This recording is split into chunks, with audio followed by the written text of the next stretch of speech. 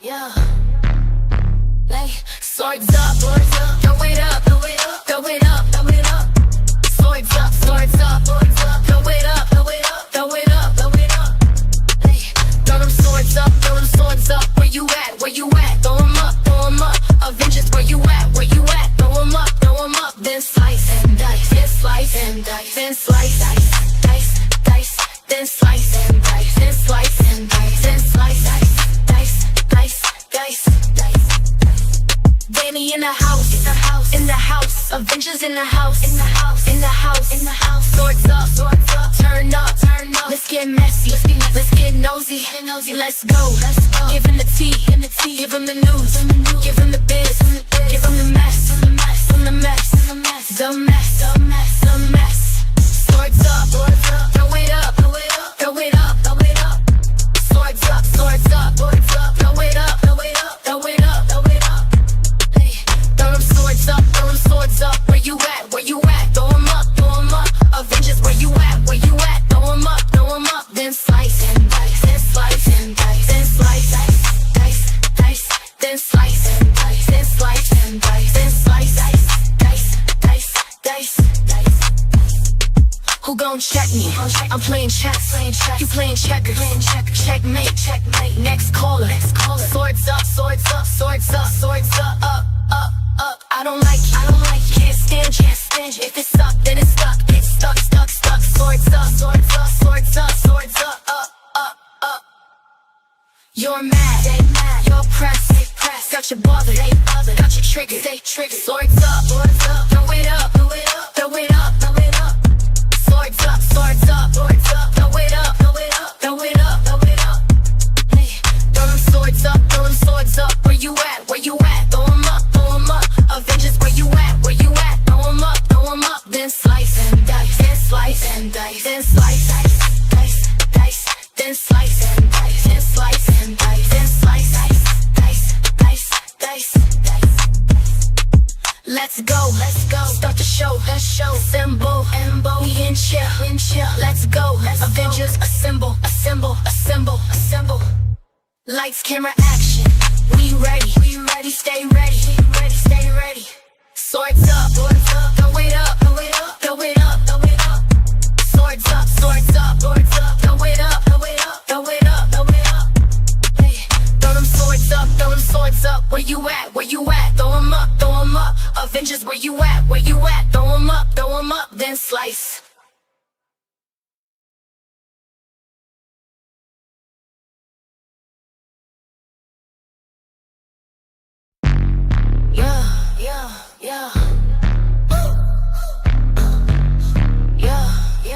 Yeah. Like swords up, throw it up, throw it up, throw it up, throw it up.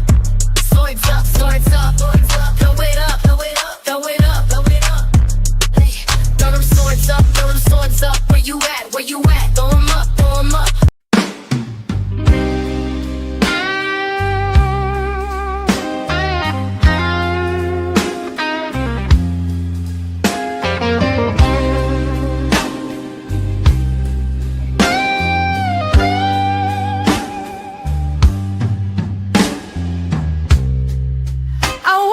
This morning, feeling blue.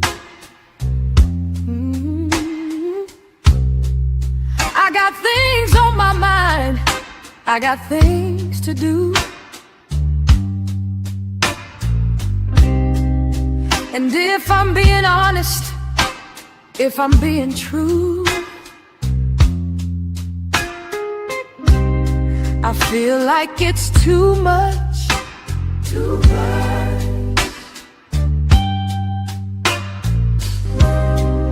And I don't feel like moving, but I gotta move. I gotta get up anyway and push through.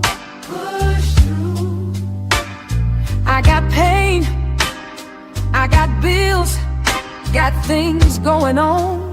Lord help me, but I can't lay down, can't stay stuck. Oh no, I gotta push through.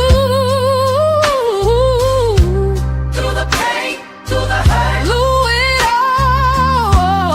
ain't nothing left to do but push through. So I stand up, breathe deep, and push through. Let's go, let's go. Push through, Baby, push through, you can do it. push through, Keep going and push through. Don't stop. push through, Baby, I need you to push through. push through, Nothing can stop you. push through. Let's go. You've been through so much, and what happened wasn't fair.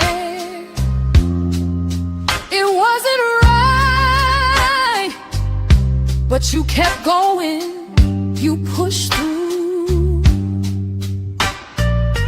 You made it this far by pushing through. You're still here 'cause you pushed through. That's what you do. You push through. You get it done. Life is hard, but you've been through worse. You've been through more, and you push through. You push through.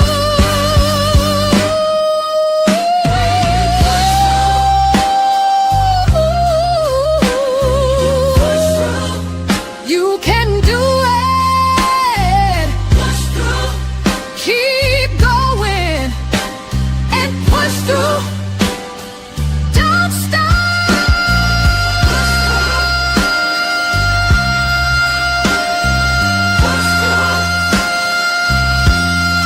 Keep going, push through, baby. I need you to push through. Nothing can stop you. You've been fighting your whole life. You're always fighting, and you push through.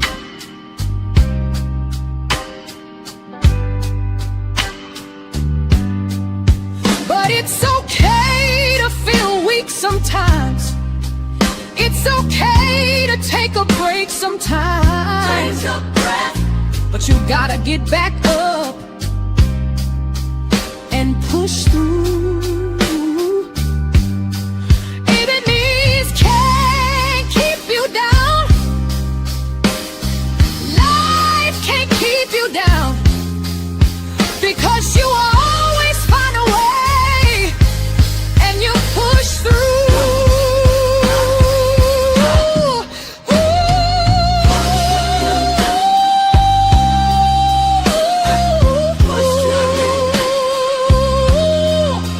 Keep going, push through. Keep fighting.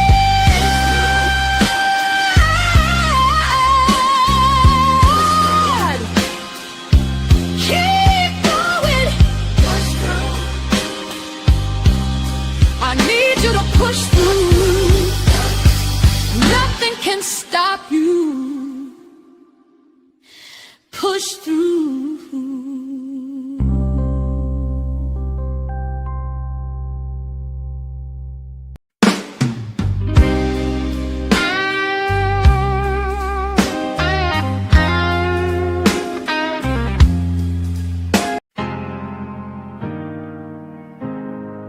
I just want some time alone, some space,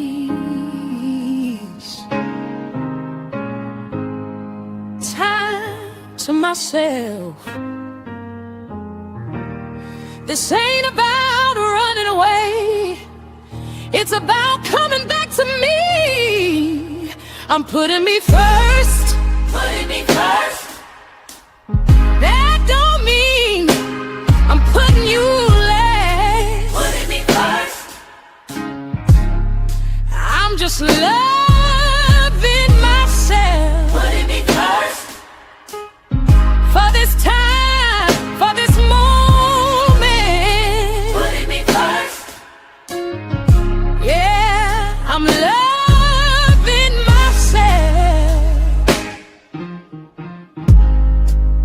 just want some time alone, some space.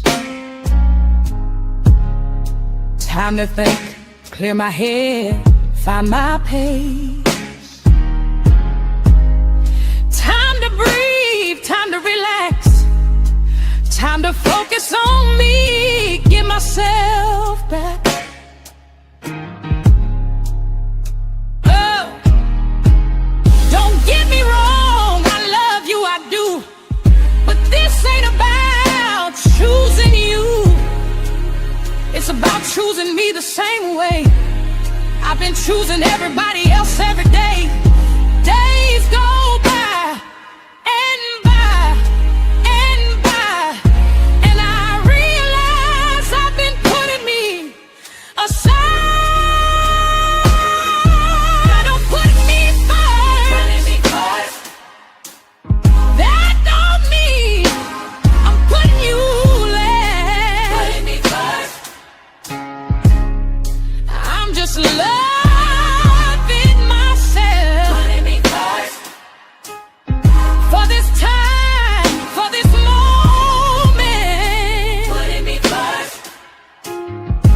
Yeah, I'm loving myself. I spend so much time making sure you okay. Making sure everybody else straight. Holding it down, making life feel right, while my own dreams waiting in the background line.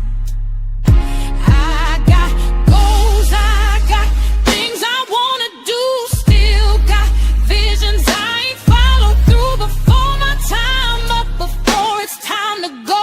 I just wanna live something I know. I don't hate you, not now, not ever.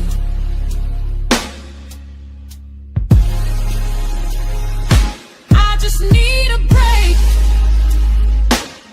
sometime for me.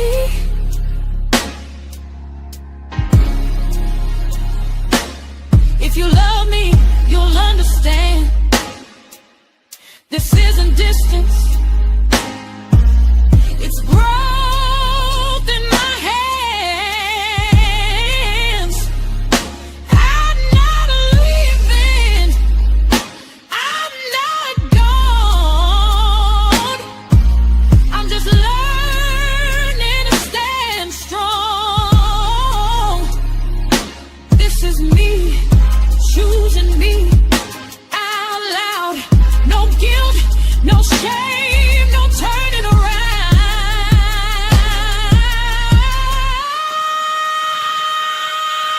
Putting me first doesn't mean I'm putting you last. Means I'm loving myself. For this time, for this moment.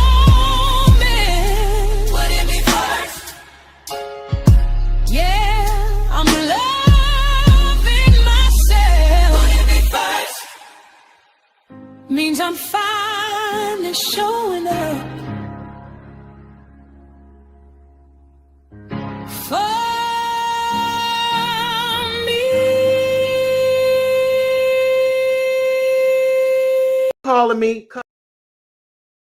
Calling me, Cups. It's not. We're not gonna do it. Cups, I sent you a message. Cups, I sent you a message in my. I sent you a message in the DM. I'm not going to do it. You're sitting up here laughing about talking about some what you need $25,000 for, sis. Me and you was behind the scenes trying to make things a reality. We were supposed to have been helping the community. We were supposed to have been building women up. You're not on that, and it stops here. It stops here. It stops here. It stops here. It stops here. It stops here.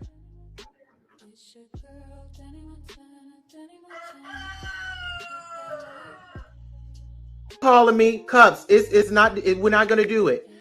Cups, I sent you a message. Cups, I sent you a message in my. I sent you a message in the DM. I'm not going to do it. You're sitting up here laughing. Give you your motherfucking permission. I'm not gonna be yelled at. Take that. Okay, so you didn't. Goodbye. How can I help you? Hey, love, peace. Give you your motherfucking I'm permission. not gonna be yelled at. Take that. Okay, so you didn't. Goodbye. How can I help you? Hey, love, peace.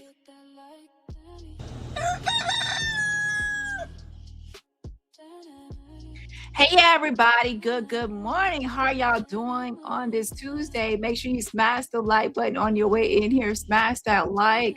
Now today is going to switch topics a little bit to Monster Mommy Ride It Root, okay? And yeah, so for those that are new, you don't know the complete history of the sector and things like that. So we're gonna take a walk down memory lane and talk about a little bit of a history of the Monster Mom. Something she doesn't really like people talking about that people should be aware of. And yeah, so we're going to review OKP's video where he interviewed Monster Mom, Precious Mom's daughter. If you watch my other video on Ride It Rule, I told you about, her son that is in Maryland. And let me actually say this. Trigger warning, trigger warning. This video contains topics that can be triggering for those that have been victims of SA or DV, okay? So it's definitely a heavy topic. I know it's morning and it's a heavy topic. And sometimes we have to discuss heavy topics. So if this video is triggering, I suggest you leave the video. As my advice, leave the video. And there is an SA hotline, RAIN, which is 1-800-656-4673. That's 1-800-656-4673. And there's also a DV hotline, which is 1-800-799-7233. Those are numbers that are available to you. And this is something like a Ayala Fix My Life conversation, okay? In this, there is no victim blaming or victim shaming. However, I like the Ayala Fix My Life approach because it's not just directed at one person. It's like across the board addressing each person, okay, for their part or for anything that they might have issues with, okay? So that way it's more balanced and fair. And by the way, people will say I didn't speak on this before. And if you are someone that has been around, I did make a video similar to this years ago, and I was doing the same thing I'm doing now. It was about neutrality and family violence. So if you were here back in the day, you could press 1 in the chat. But I did make a video addressing everybody involved when I did not like things before. Ryder Root will say, you didn't speak on it before. And I said, yes, I did speak on it before. I didn't like how you addressed your daughter and approached your daughter. And I made a video across the board. And I even spoke on your daughter and how I didn't like issues that she was dealing with, and also your issues. I addressed everybody in the situation. I said it was a generational curse. So please stop lying to people acting like I never made a video on it at that time, which I did, okay? So with that being said, let's go ahead and start the video, okay? But with the Ayala approach, everyone has a responsibility, but not everybody carries the same weight or the same level of responsibility, okay? Yes, it did. This is the home of the lituation where it is lit, always win. And today is like every day here. It's motherfucking lit. Yes, it did. A few disclaimers before we get started. Yes, this video is not made for kids. Nope. No, it's not. And everything being shown to you guys during this video is being shown to you guys underneath the fair use and copyright doctrine. It's my motherfucking opinion mixed with receipts. Take it however you want to take it. Just don't be weird. Here in the home of the lituation, everybody's opinion is respected. As long as it's not a dusty one. Don't come over here being dusty, girl. Uh, we'll have to escort you out. Here in the home of the lituation, we have a very special place for dust over here. And if you haven't guessed, it is girl over there next to the rotted root. Okay, up here we have Trees' daughter in the house. When okay on period. Who's ready to get into some things? Who's ready to get into some things? I need everybody hashtagging let's go. When okay on period. Monster Mom is the title of the show today. And I have Trees' daughter in the house. We have an exclusive interview. She's going to speak about the neglect, the abuse, and more. Okay, I'm here. You guys like this video? Like this video right now. Okay. And make sure y'all check out OKP's channel. That's the official campaign in the Lituation Network. Check out his channel as well. Like this video right now. Okay, on period. Without further ado.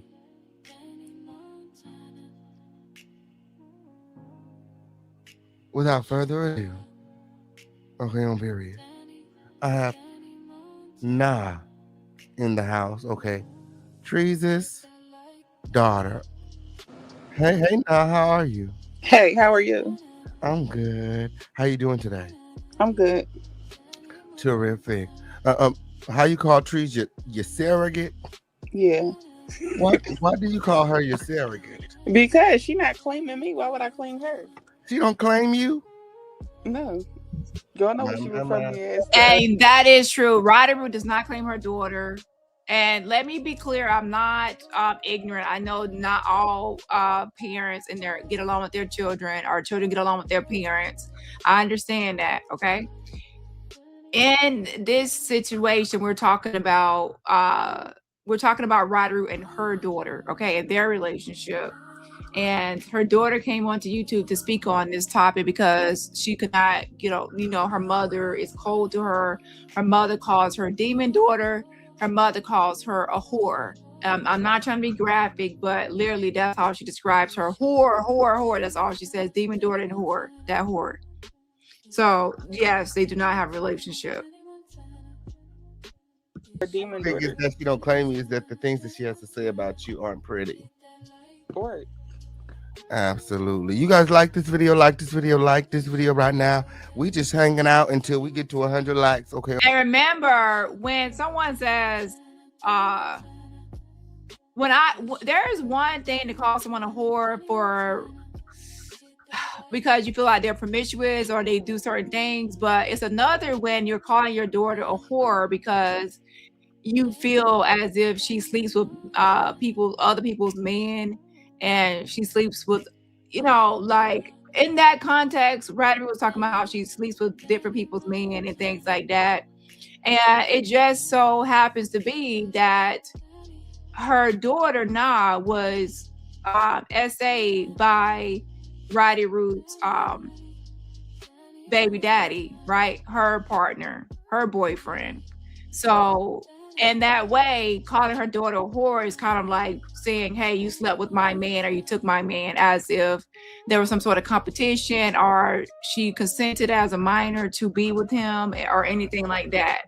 So there are some mothers that do that. They like Precious Mama, they believe that their daughter is fast and a whore or whatever they believe, and they believe their daughter came on to their man or invited it or something. It's weird, and they compete with their daughters.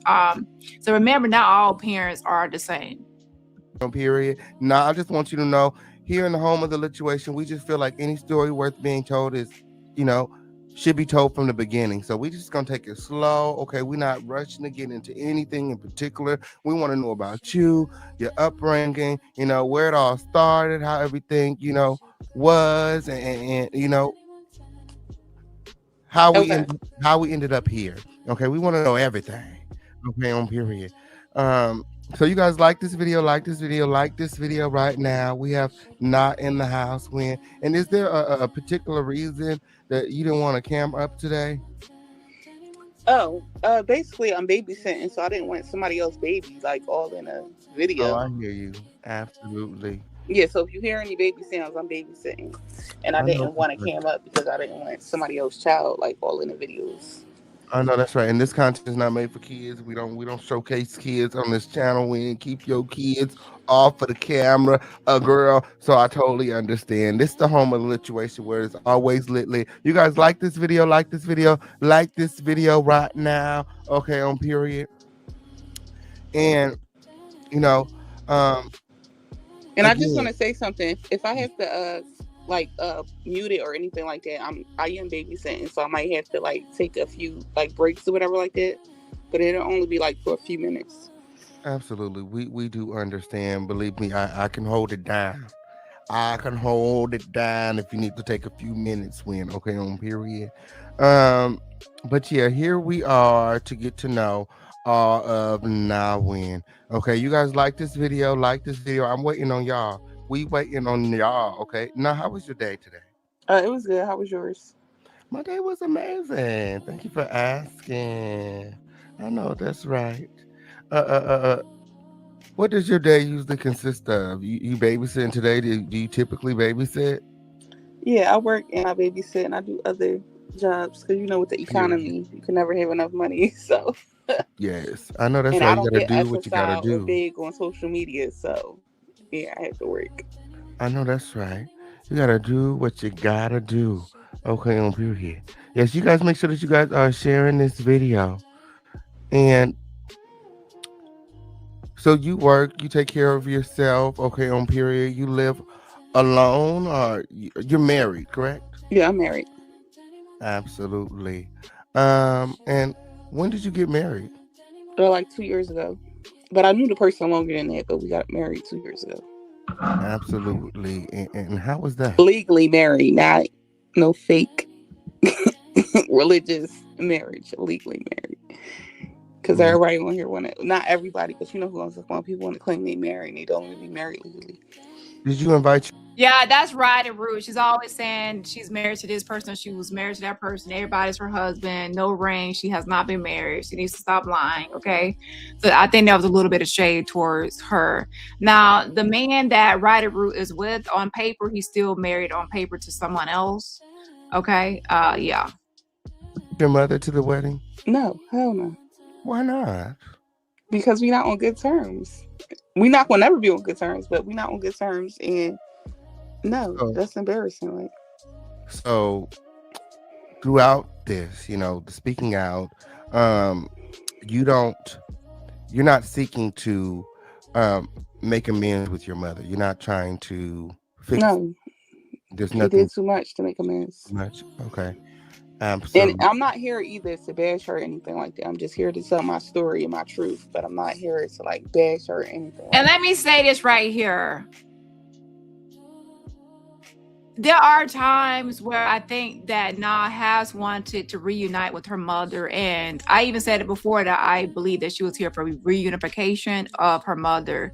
It's not going to be abnormal that even kids that are abused or came from dysfunctional household, they're still going to, a lot of times want a relationship with their parent or their mother and things like that. That's not abnormal. Okay. Just because someone wants a relationship with you, it doesn't mean that you're a great parent. It means that they are just being a child, and children, a lot of times want a relationship with their parent if possible. But if it's toxic, sometimes people cut people off. So there have been times where she felt like, I guess she probably wanted to reconnect with Ryder Root. So it's like a back and forth. Okay. Yeah, just an update on that. Yeah. And I'm only speaking facts about what happened and what was going on. Yes, and I just want to make it very clear. Even though I have, my feelings about your mother, this interview is not about that. I'm not here to be biased or to bash your mother as well. We're here for the truth, okay, your truth, okay, on period. And we just want you to get comfortable here in the home of the situation, okay? Yes. Okay, so you guys like this video? Like this video? Like this video right now. We have Trees' daughter in the house. Go on and tell a friend. Put it in the group chat. Let everybody know it's lit in the home of the lituation. Okay. So, how old are you now? Oh, I'm 29. 29. Okay, on period. You turning 30 this year? Yeah. Okay, on period. Any plans? To try to buy a house before I turn 30. I know that's right. I know that's right. You working on your credit and things now? Yep. Period. I got into the end of the year. And does your mother own a home? No. I thought she owned the house she lived in. No. Y'all know that's Section 8.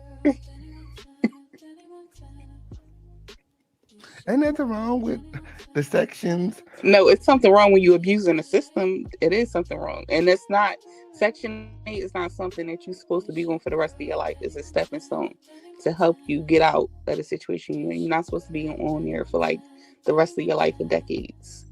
That's why the waiting list is so long now in PA.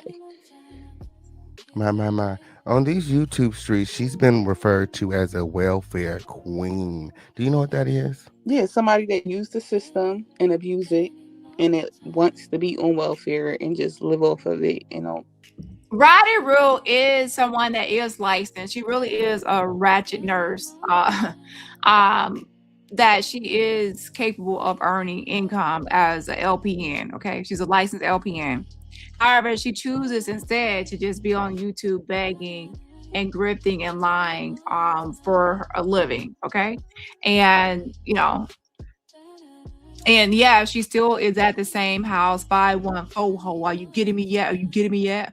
Let me know when you're getting me. She's still at 514, and she thinks that's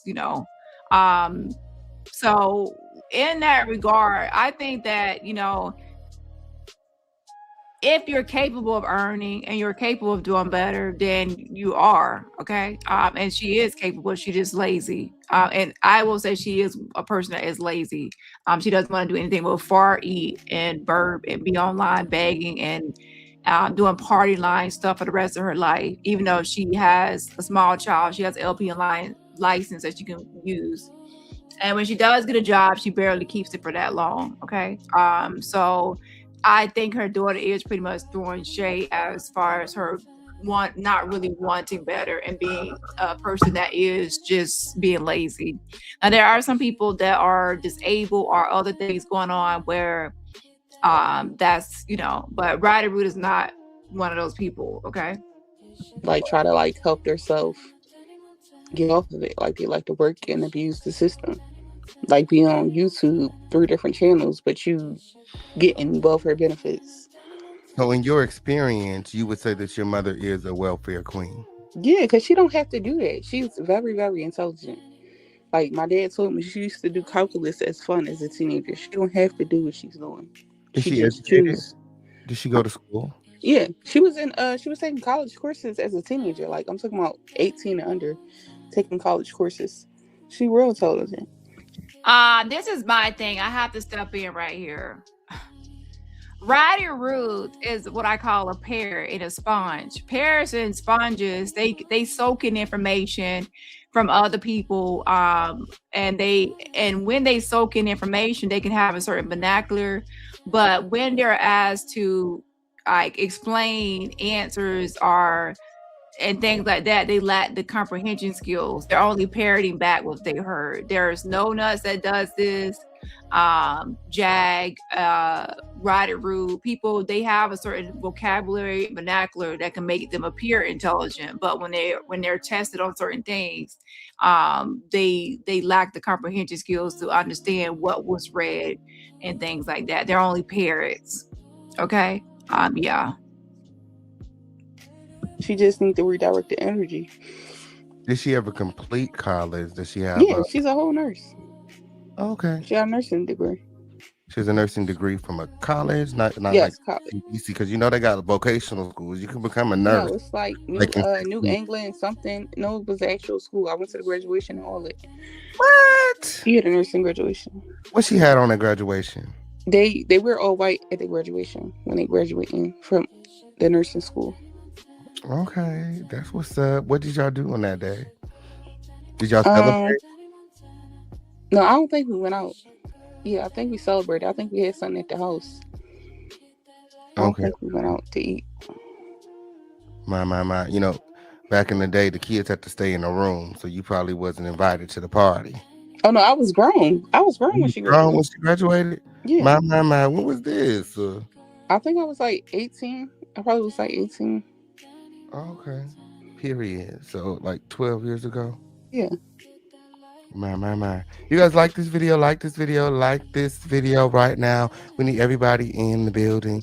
We have Trees, her daughter in here. Did she always go by Trees? Where did this name come from? No, I don't know where this name came from. She used to be Mahogany the Diva. Okay. Mahogany the Diva. She got the there is All About the Tea, Monica All About the Tea, that YouTube channel, and she copied it because she's a biter, unoriginal as thought, and she copied that name and put All About the Trees. So that's where the name came from. Shout out to Judy. Thank you so much for gifting membership. So you're a gifted membership from Judy. Please say thank you for the gifted membership. And also please put some hearts in the chat to show love to Judy for her generosity of gifted memberships. If you're just not getting here, just to give people that are new an update, or should I say a history lesson of Ride It Root. To give you a little background, because I know sometimes I talk about this person and some people don't know the background and history, okay? And I think I might do it for other people too, such as other people that are stalkers or weirdos, so you could understand a little bit of the historical context, okay? Okay, on period. Oh, back in her party line days? Yes. My. And tell us a little bit about the party line. Why does the party line come out so much? Because YouTube is like her new form of like the party line to me. That's what it seems like. Okay, absolutely. And what used to happen on the party line? Because didn't people used to use the party line to like meet people, casual encounters? Was she dating or was she picking fights?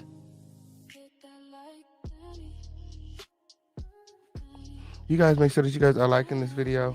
Like this video, like this video, like this video right now when okay on period. Oh.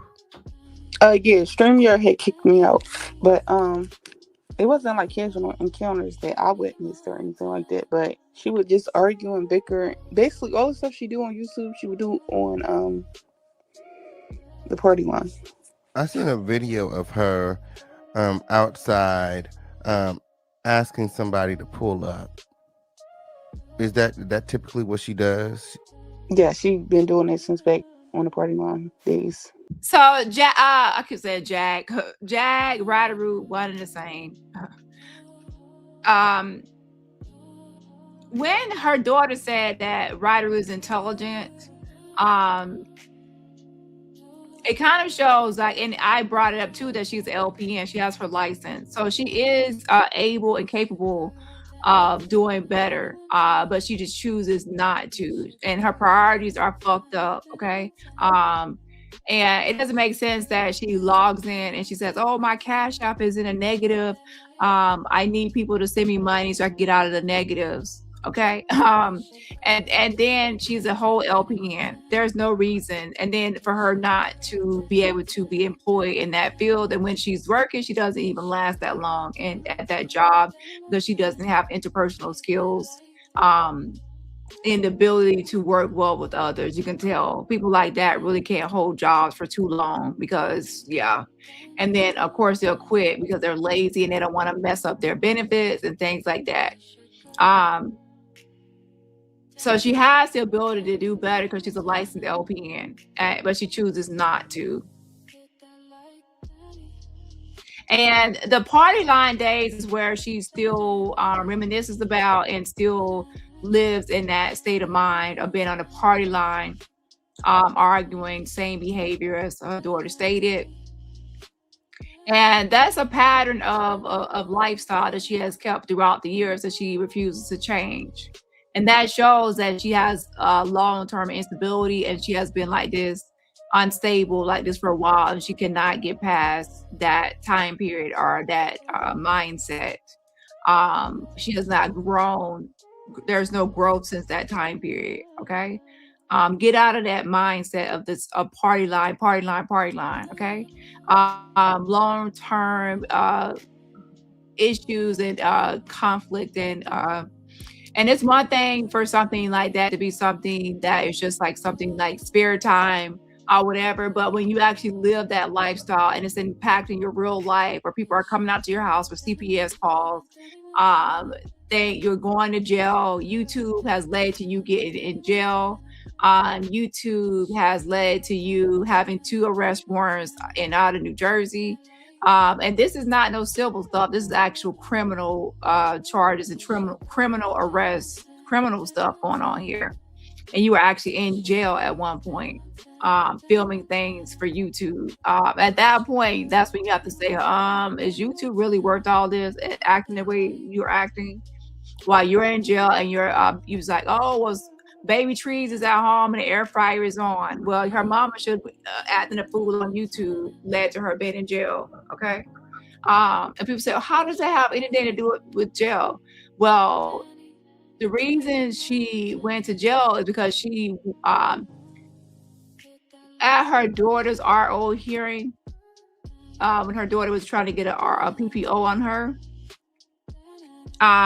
Roddy Root recorded the court proceeding, and she recorded it while she was on station head. So that led to her getting a charge for recording inside the courtroom. Okay. And then now that led to jail. Okay. For those in the back or for those who are unaware. Has she ever been in a physical altercation because of her mouth? Oh no, she know how to fight. Well, I don't know if she still got it in her, but back in the day, she knew how to fight. You know, she's a little bit older now, so I don't know if she still got it, but she do know how to fight. Have you seen her in a fight? Yeah, I've seen her fight before. Men that she's with, and women too. And women. Let's talk about the woman real quick. So fighting is normalized, okay? And her daughter has said that she's seen her mama always fighting people, okay? So, you know, it is what it is. That woman you seen her fight, what were they fighting for? Oh, I think my mom thought that she was trying to sleep with her baby father or something like that. I think it was something like that. My. So there she goes, fighting over a man child. And that's why she calls her daughter a whore, because she believes that her daughter slept with her man. And then, and then she'll say, oh, I believe my daughter was SA. But why do you call her a whore then? When you talk about how she sleeps with this person's man, that person's man, you got noticeably upset at that time period, calling her a whore out there. You were just talking about her being SA by your man. Mama, you seen her get into altercation with the men that she's with as well. Right. We'll get into that more in a little bit here, okay? You guys make sure that you guys are liking this video. Like this video. As me and we're getting ready to take it back. We're getting ready to take it back all the way back to the beginning. You ready now? Yeah, I'm ready. Okay, on period. Where did you grow up? I grew up basically all over the place, but mainly West Philly and North Philly. I know that's right. And what was your upbringing like? Well, up until I was like 11. Once I turned like 11, my dad and my mom had got a divorce. Like, they was married Islamically. So up until I was like 11, once I was like 11 years old, they had got a divorce, like around that time. And then that's when everything just basically went downhill from there. But yeah. And then, like, for a few years, I lived with my dad. Then I would live with my mom. So I would be back and forth between my mom and my dad with my sisters. Why did your mother and your father get a divorce? Because she basically, like, she met my dad when he was really young or whatever like that. And she basically once she got of age, she wanted to, like, do what she wanted to do. And she wanted to run the streets and not be a mom and stuff like that. So they would get in arguments and fights. And she would disappear for months at a time. And get into arguments and fights and disappear at months at a time. Now, when we fast forward to how her son has been raised by Farrah and the rapist most of the child's life. And Ryder Root obviously does not have custody and obviously doesn't have weekend visitations. I know there's a different state, and also doesn't even look like summer vacations or any sort of visitation, and maybe just over the phone. So I don't think she has physically seen her son for a long time, like in person. And she's okay with the fact that her son is living with the man in Maryland that raped two of her daughters. So he sexually assaulted two of her daughters and took her son to Maryland to stay with him. And she doesn't have custody, and she blames the custody on her daughter. She says her daughter should have pressed charges on the rapist, and then she would have custody. And that doesn't make any sense. Her daughter has nothing to do with her fitness as a parent and her custodial rights or any custody arrangements. Custody is between the mother and father, not because, of anything her daughter is like. But it's like she's blaming everything on her daughter as a scapegoat. Oh, I don't have custody because you didn't press charges on your essayer. No, you don't have custody because of something you did as a parent, or something maybe you don't want to be a mother, maybe you don't want to take care of him, maybe you say you want your son to be raised by his father instead of you. Okay. And some people do that. They, I'm not going to be like it has to be where the mother has a child and then sometimes there's the father has a child and then the mother does not. That sometimes can happen, but this is not a typical situation where someone says, go stay with your father. This is the case where the father is a domestic violence abuser that beat her, savagely beat her at domestic violence, intimate partner violence. And this is the man that sexually assaulted two of her daughters. So this isn't a typical father that go live with your typical father. No, this is go live with your sexually abusive, domestic violence abuser father. That there is a difference. So make sure when you're discussing this, you clarify that this is not a typical go stay with your daddy situation for a boy to be raised by a father that's stable and someone that's not a monster. This is like go stay with your monster father, the rapist. And then she gets online and she says, well, Dani called the rapist trying to link up with the rapist that's taking care of my son. No, I called because I'm trying to figure out what's going on, why your son is there with the rapist and what's going on. Okay. And why you don't have custody and he does. Okay. And that's something you should be doing. And I also did report it to CPS. I surely did. You're not doing anything about it. You're not checking to see if your son is okay because you're online all day begging for ice and Philly cheesesteaks and food for yourself and chips for your baby trees. And you neglect her. How many times are you going to sleep all day and night? You're on station all day and night, and you're falling asleep for hours and hours and hours. And where's baby trees during all this time? And then sometimes y'all notice that she's eating and eating and eating, and then she just falling asleep. So you can tell that, she's not even taking care of hygiene. She eating a bunch of food and just going to sleep for hours and hours and hours. And then what happened to brushing your teeth before you really crashed all the way out? Things like that. And then where is baby trees at during this whole time where you're on station here for hours and you fall asleep and then repeat? That's what our dad. So. And what did your father do? Like, what was his occupation? He would look for her and they would argue, they would fight and stuff like that. And then eventually she left him. She didn't want to be with him no more. What was his occupation? What did he do for a living? Huh? What did he do for a living? Oh, he was a barber. Oh, okay. On period. And what was she doing back then? She was going to school. She was an EMT before. Yeah, that's what I can remember. So she would just leave you guys with him? Yeah, and disappear from us at a time. And he wouldn't know where she was at. So here's the thing, we would say. You said not taking up for Ryder Root in any way, but now I say that Ryder Root has never been married, but now she's saying that her and her father got a divorce. I'm confused. She said Islamically. She said she has been religiously married. So she's making a distinction between a real marriage on paper and legally and Islamically married through some sort of religious practices.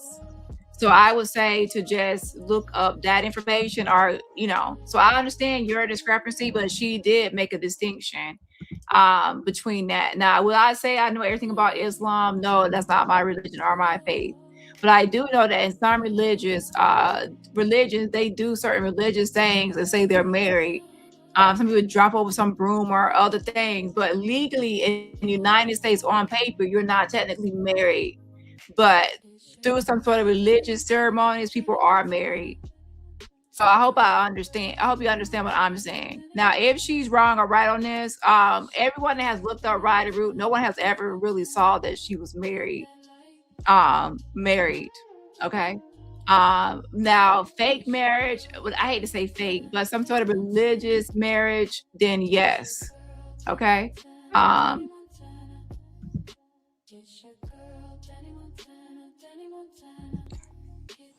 Okay, and eventually he would move on. Like, how would they? No, she left him eventually. Like, they got a divorce Islamically, whatever like that, and then he moved on and she moved on. So right here, she clarifies again, they eventually got divorced Islamically.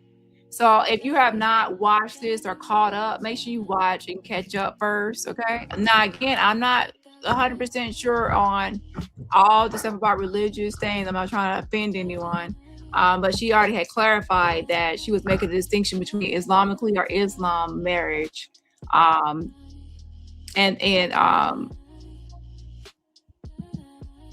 It will definitely be common law. Yeah, there's also such thing as common law marriage, okay?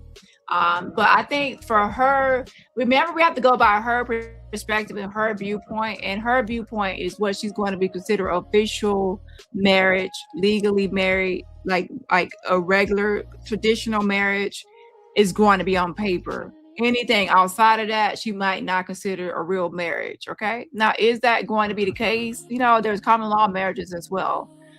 But even with common law marriage, you're really not going to be able to go look up no official records like on paper at a courthouse and see that someone is married. So sometimes people only go by that. Okay, so someone can have a common law marriage and no one will even know, because if you go look up public records, it's not going to show that that person is officially married. And they stopped living together and stuff like that. Okay, and so as far as you can remember, their relationship was Rocky. Okay. And why would you say their relationship was? Did you ever see them fight? Yeah, I seen them fight too. He locked her in the basement before and stuff like that. It was like real crazy.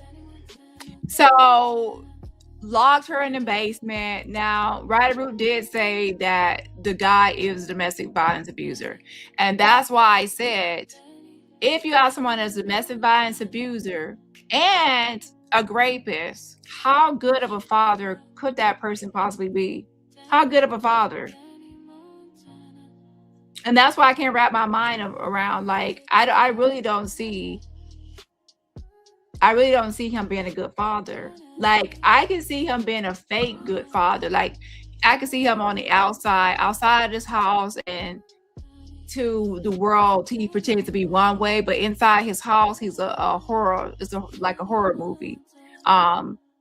I see him as doing things. Okay, now this is a boy child and his other victims were females, but sometimes people only go about a power trip and they use that to control or for some other gratification. I don't know. But also the fact that he's a domestic violence abuser, on top of being a rapist, the son could then be physically abused. We don't know. Okay. So in that way, yes, I did call CPS. I surely did. Once I, realized that no one really had called. See, CPS was called on Ryder Root, but not the rapist. So I'm the one that actually called on the rapist. People already said, "Oh, I called CPS. So I thought people had already been calling CPS, but it turns out they had only called on Ryder Root. They did not call on the rapist himself. So that's when I realized that. I'm like, oh, okay, yeah, I thought y'all handled this, but obviously not. So that's when I called on the rapist. And this is how I figured. A lot of times kids if they do not feel safe enough, they won't say that they are being abused or harmed. They will say, no, they are not being abused or harmed, and nothing's going on, because they feel that there will be retaliation or some sort of disruption in the household. So they'll keep it a secret until they feel safe, sometimes when they're an adult or grown. And however, if someone goes out to the house and says, and checks on him and asks questions, that does at that time give him an opportunity to say yes or no if something is going on or whatever. So sometimes it's good to at least have somebody checked on. So when they get older, if they don't say anything now, when they get older, they can say, well, you know what? At least one time somebody came out and checked on me and asked if I was okay. And even though I might not have told the truth that I wasn't okay, at least I felt at one time I was checked on. So if I can give someone that moment, then I will. I don't care. Okay. Now, just because someone has not been removed from a home, it doesn't mean that anything is going on, because kids do lie to protect their loved ones and protect their abusers. Okay. Yes, they do. And again, that doesn't mean that something has happened to him. Maybe he's living with the rapist that raped two of his siblings and nothing happened to him. Maybe he's living with this rapist and this abuser that abused Ryder Root and raped two of his sisters and nothing has happened to him. Hopefully that is the case. Okay. I just don't see how someone could be a great parent and have those negative qualities. My. Did he lock her in the basement because she would run away? Yeah, basically he was trying to keep her in the house. Keep her in the house with us, like, so take care of he wanted like to work on the family. He wanted to be family. Yeah, he wanted and she wanted to run the street. Her to be a mom, but she didn't want to be a mom. My. How is your relationship with your father? It's kind of like, it's strained now at this point, because like I can kind of see that, where she doesn't really want to be a mom. Like, I can see her faking for the camera and just having some interactions, like when Baby Trees approaches her, but I don't see her really wanting to spend quality time with Baby Trees, besides Baby Trees approaching her while she's on station head, like actually doing any activities or any, anything outside of social media. Like, it's one thing to play a role while she's on station head while everyone is listening, and it's another to get off station head and actually spend quality time with Baby Trees outside of being recorded. Okay. Some people only play for the camera and play for this, but they don't actually spend that quality time. You know what I'm saying? Outside of, it's like Jag. When Jag was like being recorded, it's lights, camera, action, putting on a show and being performative. Once the cameras are off, then, no telling what she's doing. Basically, the stuff that my mom would tell my sisters, it got back to him. So like, he basically be acting distant towards me because of the stuff he be hearing, even though it's not true. He don't know what to like really believe. He don't know what's true and what's really not true, because he don't even live in Philly anymore. So I feel as though he really don't know what's true and what's not true. You have siblings? Yeah, but I'm the oldest. Okay, how many siblings do you have? All right, I gotta count. So it's hold on. I got like 4 sisters. Yeah, I got 4 sisters and 1 brother on my mom's side. Okay. 4 sisters by your mom and 1 brother by your mom. Yeah, but I'm the oldest, so I've been through the most stuff, and I know the most stuff because I'm the oldest. And what were your And where are all these siblings and brothers at? 7 kids. Where are they at? And then, of course, Baby Trees is in the house with her. There's the son that's a minor living in Maryland. And there's Nye right here and Child. And there's the other daughter. People keep on posting the mugshot. I'm not going to be like getting all into that. I don't even know what's happening with that mugshot of the other daughter. Okay. Yeah. Siblings like growing up. What do you mean what it was like? Eventually, they would experience the abuse or the neglect. Did they act out as well, or were you the only one running away? Well, my sister that's like 2 years under me, she didn't really act out that much. But the sister that's like 4 years younger than me, she started running away and stuff like that, and doing other stuff that she shouldn't be doing.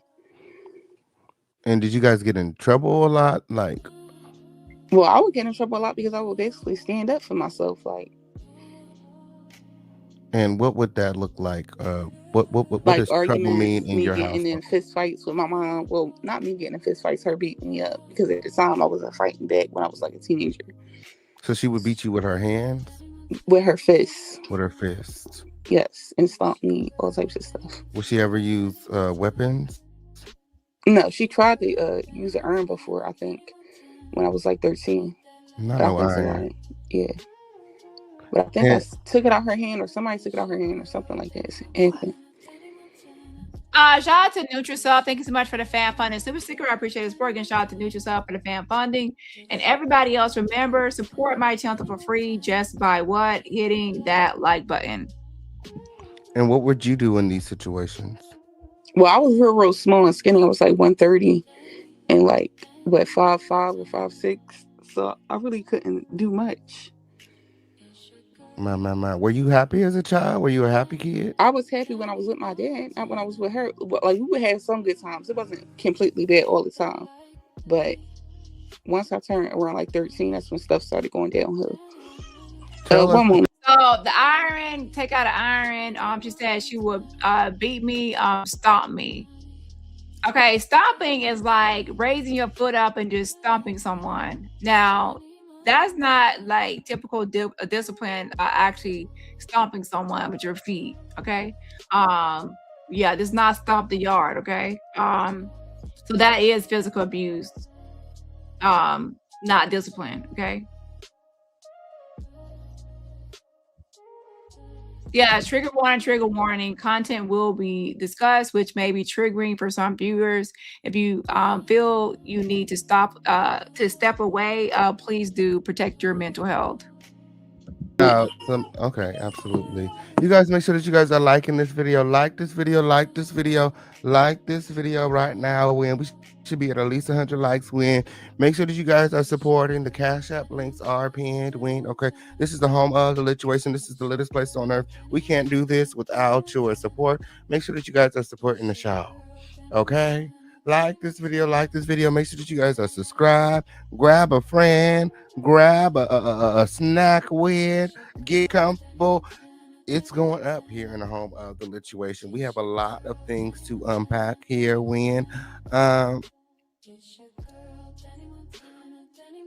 It's a lot, y'all. And you'll never guess what I found in the dust. Y'all stay tuned. There's exclusives within the exclusive. Okay, on period. So you and Mika, can you reach out to me and send me what you had on the daughter that's the recent stuff? So that'll save me time. Again, send me what you have on the daughter. Did you say something? I need to verify or look into it. Can you send it to me? All right, thank you, Mika. But yeah, this is OKP Ben interview. Now I never reviewed the video, but now I'm reviewing it. Okay, because I feel like the other day when I talked about Ryder Root and what was happening, I saw some people in the chat that did not know the backstory. I could tell, so I'm doing this video to give a backstory to keep people caught up, because there's people that came through the Jag saga and era, and they did not see or know about this. Okay, hold on. You guys stay tuned for that. Okay. Yes. Like this video. Okay, on period. Oop, hop out of the bushes and like this video. Okay, on period. Oh, what y'all got going on? Let me see. Oh, she playing with black people lives. my. Oh, just living tribe. My. Y'all hop out of the bushes and y'all like this video. Okay, on period. Yes, you did. Like this video. Like this video. Hey, friend, what's going on? Okay.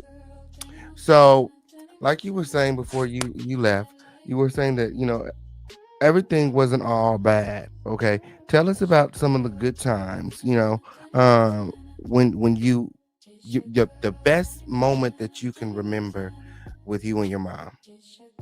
When I was younger, she would take us to the Soul Circus, and she would like cook and stuff like that. And she would like, we Muslim, so we would have like to eat and stuff like that. And she would buy us gifts and stuff like that. But this was like when I was really, really younger. I think probably like 11 and under. But the older I got, the worse things started getting. Like she started doing less and less. Absolutely. And let's dig a little deeper. What is something that you can recall that she did? Baby Trees is not with Trees all the time. Ryder Root goes to sleep. She goes to the store. She does things all the time. She's clearly not watching her and monitoring her all during the whole day. Okay. Now maybe Karan, the half-ass nigga that's in the house, maybe he is like monitoring her because there is two people in the household. But do y'all people be over there when she's snoring and sleeping? Do y'all hear Baby Trees during that time period? When she sleeps all the way into another day. Where is Baby Trees? Is she taking her to school the next day while she's still knocked out after she ate a sandwich? Come on now, okay.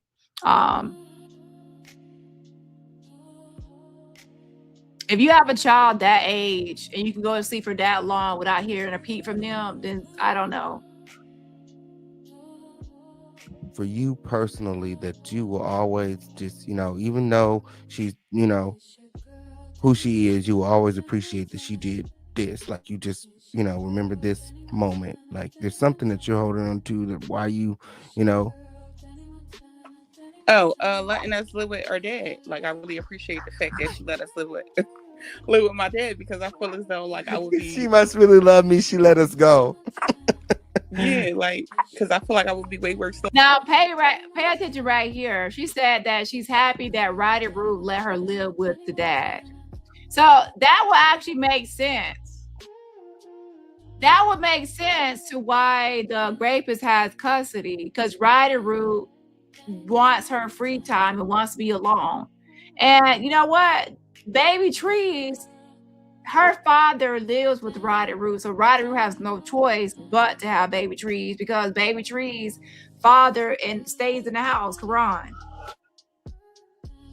Other people, if their dad lived outside of the house, then she might send them to live with their dad too. And to be honest, some people want, people always say, I'm not a person that's going to just focus on traditional ways where the child has to be with the mother and then the father gets to be, free from the 24/7. There are some people where they say let the kid go with the dad and the mom, financially supports or pays child support is outside of the house. However, in this case, like I said, it's different because outside of the father is a rapist that raped two of her daughters, and beat her, abused her, domestic violence, okay, through domestic violence. So that's not a dad you want to send your kids off to stay with. So that's the problem. So please don't say, what's the problem with this dad raising him? The dad is a rapist that raped two of her other kids, and he beat Ryder Root. That's the problem. So please don't play the games of acting like I'm ignorant as to how family dynamics and how kids can stay with this parent or that parent and how this or that. I understand that concept, okay? I'm getting into the individual characteristic of this particular father that the kid was sent with, okay? So please don't minimize. People like to minimize what I'm saying to the something else and spin it into something else that I'm not speaking on. My. So there was just no really good moments that you had. The best times you had was outside of the house, at the circus. Holidays when she would cook. She knew how to cook. She do know how to cook, and she know how to. Child, she should know how to cook because she like to eat all day. How many people actually eat Ryder Root's cooking? Somebody that be live. She's on live. A woman online burping and farting and snoring and just doing all kinds of stuff the whole live and being gross. I'm sorry, but she can't even be on station head and with the little class. I wouldn't trust her with my food. Don't tell me what's gonna be in that food. Who would eat Ryder Root's cooking? Let me put up a poll. Would you eat Ryder Root's cooking? Do hair and stuff like that. What's the favorite thing? Your most favorite. Hold on. I thought you didn't say do hair. Do hair? That bitch, oh my gosh. Have you seen her wigs be lifting and her wigs be so raggedy and like a that bitch can't do no hair. I don't know what kind of hair she was doing. Okay. Child. She must have just been putting something together, throwing something together, but I know it didn't look presentable because no hair. I have never seen her with a presentable hairstyle. Somebody that know how to do hair, they're gonna have their hair. They know how to do their own hair. Mom cooks. Lasagna. You love your mom's lasagna? Yeah. That's not that's Chef Boyardee. What's the other brand that lasagna brand? Stouffer's. Is it Stouffer's or something like that? Girl, you thought that was your mama cooking. That was Stouffer's, whatever that is. Because I don't really eat lasagna like that. But that wasn't her. My. Oh, I love my mom ribs. Okay, on period. Yes, it did. I always think about them damn ribs. What was the worst thing that you would say that you did when you were growing up? What do you feel like you got in trouble for really bad? I know someone that I know someone that used to pretend like they were making cakes and baking cakes for people. And people would come over to get a cake, right? And to pick up their cake. And they will actually have a Publix cake or some sort of bakery cake. And then they will put it in the oven right before the person came. So the house is smelling like something just baking and they'll take it out. People be doing stuff, okay? One time I was in a contest like at school and it was like a baking contest. I went to the store and got something, okay? I went to the store and got a pie, okay? And that was my baking submission. Help is on the way, child. Roddy Root went to the store and got the that Stouffer's lasagna and had her kids thinking that she know how to make lasagna. Running away, but I wasn't running away for no reason. Like when I was with my dad, he never had any situations where I was running away from home and stuff like that. Like I wasn't like fast and nothing like that until I was exposed to sexual things that I wasn't supposed to be exposed to. So you will get beat for running away? Yeah. Mama, did she ever ask you why you were running away? And I would get in trouble for talking to my oldest daughter father, but the only reason why I was talking to him because I was trying to find somebody that would help me get out that house. Like that was my main goal, like to get a boyfriend and live with him, so I wouldn't have to go through what I was going through at the house with my mom, like with the her ex-boyfriend. I wasn't doing it because I just wanted to talk to boys because my dad never had an issue with me like trying to talk to boys or anything like that. I started trying to talk to boys after I was saved and stuff like that because I was trying to find an escape and somebody to basically save me out that situation. So right here, she said she started talking to boys as an escape and trying to find someone to help her to escape from the house of horrors and out of the situation. Okay. And some people do that when they are victims of SA. They actually start being promiscuous and other things due to that SA, due to that assault. Okay. And sometimes people start to use sex as a way to get validation or even love from people because they start feeling like, okay, well, people only want me for my body and sex anyway. So they lead with that. So that can lead to someone being promiscuous. So in that, some people become still a bit more withdrawn. Some people become promiscuous, and some people are just in the middle, and it doesn't have any impact on them sexually.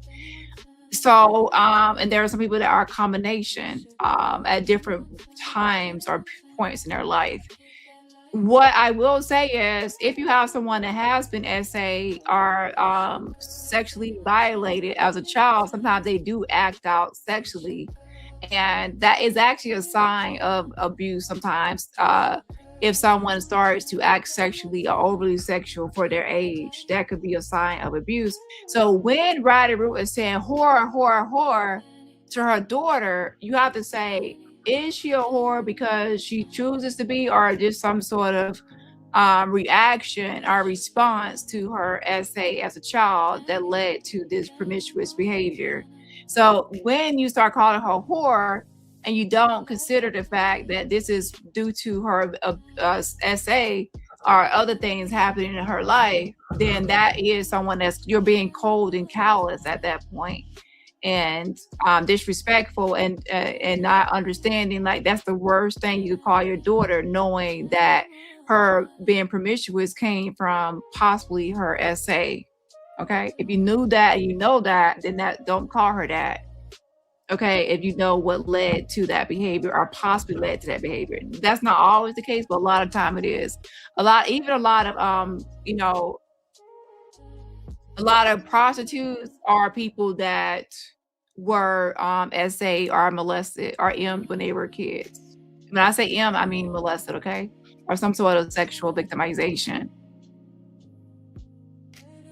So then sometimes people think that, well, they start, using their body.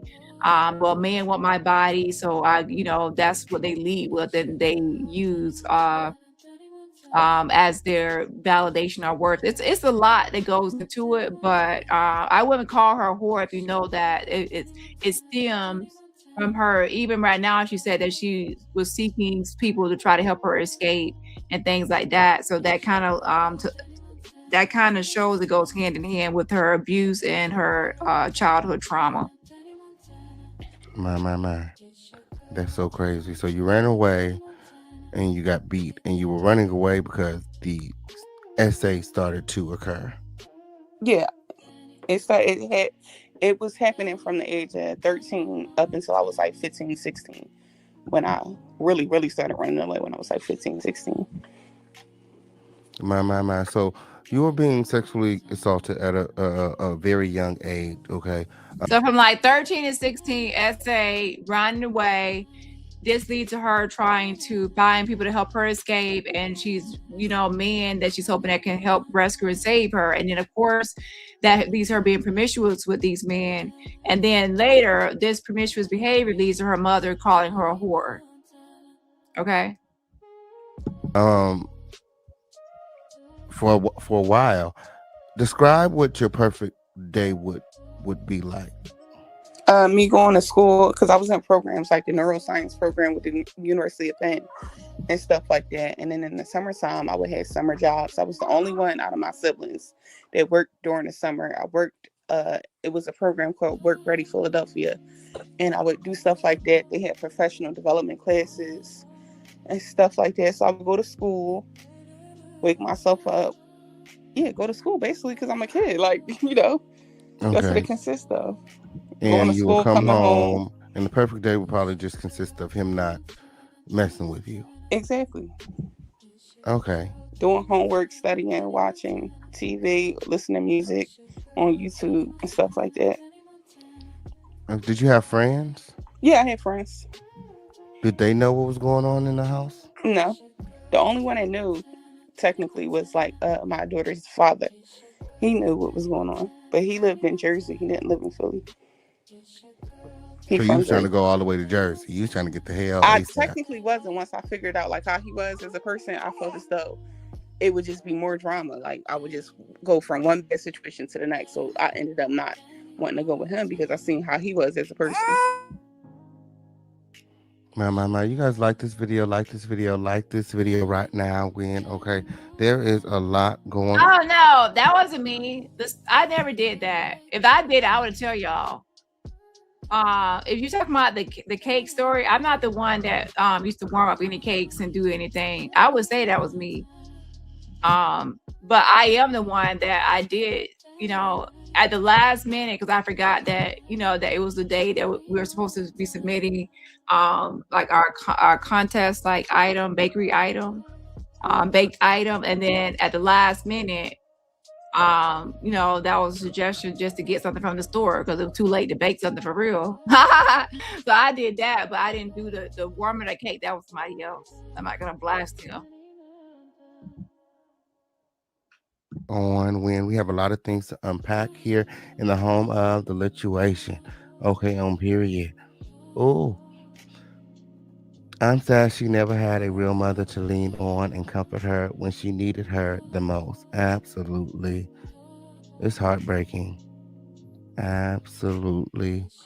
Um, like this video, like this video, like this video. Let me give shout outs real quick. Shout out to OG Tan Baby. Happy 5th month anniversary. Yes, and yes, I appreciate the support. Good shout out to you. Yes, and yes. Also, shout out to Lisa Taylor. Thank you for gifting memberships. You're gifted a membership from Lisa. Please say thank you for the gifted membership. Also, please put some hearts in the chat to show love to Lisa for her generosity of gifted memberships. Put some hearts in the chat. And shout out to OG Tan Baby as well for the fan funding super sticker. And everybody else, remember, support my channel for free just by what? Hitting that like button. Right now, okay, on period. Ooh, we should be at well over 100 likes. We should be at well over 100 likes. Hop out of the bushes and like this video.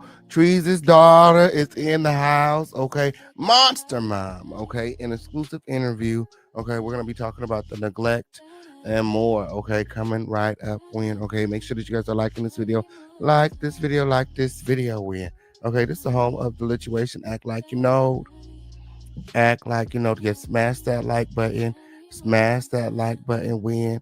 And remember to support when. Yes, share it, friend. Share it. It don't cost you a motherfucking thing to share this video. Share this video when. Okay, it's going viral. It's going viral. You guys, we got a lot of things to impact. Okay, on period. Man, so Nas said the trees, you know, as far as she can remember, was never a good parent. And the thing that she appreciates her mom about her mother the most is her letting her go live with her father. I'm like, girl, that's crazy. Wait a minute, friend. Is Trees on a government name? Nicole? She looks real familiar. Yes, friend. Yes, friend. Nicole Johnson? I believe that's what it is. Just you know her friend. You know her friend. Do I need to drop the link?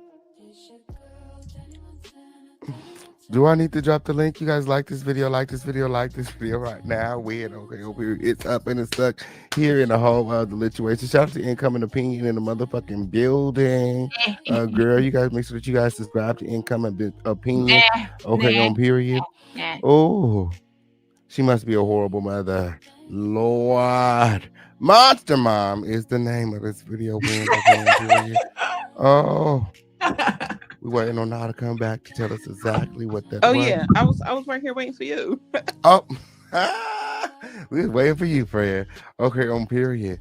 So you was telling us about your boyfriend was the only one that knew what was going on and how you were planning to get away. Right. Well, I didn't tell. Well, he did tell me I could come near, but once I seen that he basically was an ain't shit ass man, well, young boy, I ain't want to go all the way to Jersey because I'm like, I don't have no family there, and if he acting weird now, imagine how he gonna act once I get to Jersey. Like, so I felt as though that wasn't a good idea. So yeah, I was just stuck at that point. My. So you stuck. Well, you feel stuck. You're still in the home with Trees, and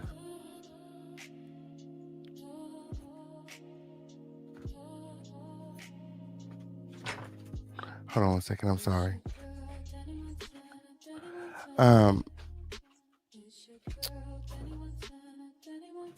So she had no idea what was going on. She told me before, like, the way our house, one of our houses was set up, that we was living in, me and my sister shared a 2-bedroom in a finished basement. The finished basement had a 2-bedroom. She told me herself that one day she seen semen on the steps, but she told me, like, on the basement steps, we had carpet. She said that she thought that I had snuck a boy in the house.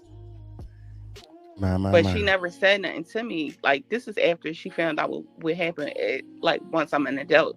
But at the time, she never said nothing to me about that being on the steps. Like, back when I was a teenager, she never asked or questioned anything. Like, she never said anything about it. Okay, so as far as you know, So Ryder, when she told her mother when she was 25 about the essay that she experienced as a child. And she said that I guess Ryder Rue said to her, "Oh, at that time back in the day, I did see semen on the steps, but I assumed you were sneaking people in the house." And so her daughter is saying, "Well, if you assumed I was sneaking boys into the house, why you never had a conversation with me? Why didn't you talk to me about these alleged boys that you believe were being snuck in the house, or anything about anything sexually that was going on?" If you, so I guess Ryder Root, you're saying that you felt like you saw semen on the stairs instead of questioning why I was there. You just say, okay, she's sleeping with boys. So if she was sleeping with boys, wouldn't that be a time to talk about birth control or some sort of sexual conversation or sex topics, or to talk to her about sex or anything? Or are you just gonna say, okay, she's possibly sleeping with boys and I'm not gonna talk to her anything? So her daughter is questioning, okay, well, you say you saw semen on the stairs. So even if you thought it was I was sleeping with boys and bringing boys in the house, why didn't you still talk to me about the alleged boys that you thought was coming into the house? And I guess her daughter is thinking, like, if you had just came to me about it, I could have said, no, I'm not sneaking no boys in the house, and this would have already been handled or talked about. And this is a prime example of someone feeling like you're 13 years old, you're being sexually assaulted in the house, your mom sees the semen on the stairs, she's not coming to you thinking it's boys or guests, and you are someone that is too afraid to tell your parent what's going on. So then once you're 25, you're out of the house, you feel safe. That's when you can finally tell your mother, hey, this is what he has done. And he probably was already gone, like she probably was separated from him. And that's why people need to stop saying, why didn't you come forward? Why didn't you say nothing when this first happened? Some people are scared. They feel like they won't be believed. They feel like the parent is going to choose the other parent over them. Some people blame themselves. And some people are for retaliation. Some people don't want to disrupt the family. There's a million reasons why people don't come forward to where it happened at 13 and she didn't come forward to 25 to tell her mother. And then now her mother calls her a demon seed and a whore when she does tell the story anyway. So yeah. oh, this abuse was going on, and your mother did not know anything. No, I felt as though if she really wanted to figure it out, I feel as though she could, because she was on my ass about talking to boys. So if you can do that much, like be all hostile about that, you should be more attentive when it comes to you having a man in the house. Like even with my kid's dad, yeah, that's their dad and all, but I don't know if it's because I got essayed, but even I don't care if that's my husband or whatever. Like I'm still like on alert when it comes to my kids, whether it's a boy or girl. I'm still on alert when it comes to my kids. I don't care if I'm married to you or not. It's just like you just never know. You get what I'm saying? And being as though she had bad experience as a child in her childhood, I feel as though she should have been on alert. My. And let's talk about your mother's childhood, okay? What happened to your mom when she was a child?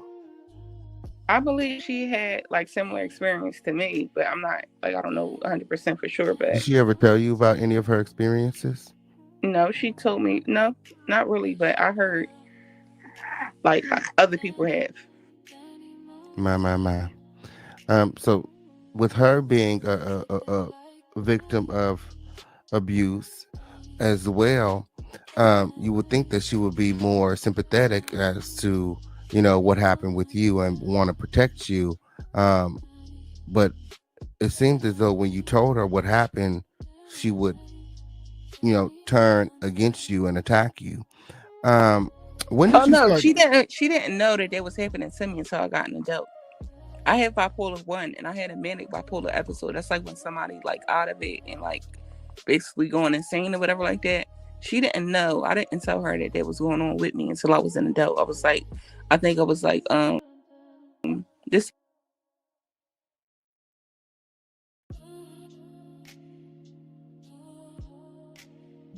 So another thing is, Ryder has already admitted that she's bipolar, and it looks like her daughter is also saying that she's bipolar. So it looks like both mother and daughter are bipolar. So take that into consideration as well. Okay, hold on.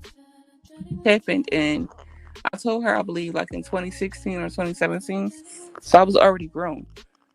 She was physically abusing me because I would run away, and because I had a boyfriend, which was my oldest daughter dad. And when did you start dating? Basically, right after that situation happened, like the first time he tried to do like do something sexually with me, that's from that point on I was. And that was Before like he 12 and 13. Yeah, right. And I was talking to I met my daughter dad when I was like, I think I was like 14. I was in like in eighth grade.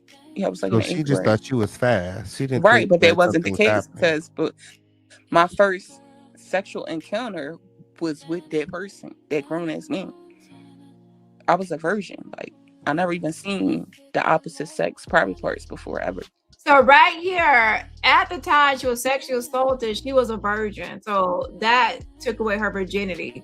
And she says encounter, that's sexual assault, okay? She's a minor, that's an adult, and he sexually assaulted her and took away her virginity, okay? And then from that moment on is when she notices that's when she started to date, okay? Okay. And that's what I said before, that sometimes that leads to promiscuous behavior and things like that. Okay, because now that person, and that is a sign. If a child is start all of a sudden started really being overly sexually active or sexual, then you look into the possibility that something could be happening to them sexually, and then that's where they're getting the learned behavior from or acting out. Before that sexual encounter happened. So your mother's then boyfriend sexually assaulted you at like 12, 13. Yeah, I was like And 13. you began running away and searching for anywhere else to go. Exactly. Would you stay other places at times? So yes, it definitely. So this is the question that this was going to bring it home to what I mean. How she's describing this guy from sexually assaulting her from 13 to 16 in this household, and not just her sister too. And then also how this guy is a domestic violence abuser. Can someone like that be a good father?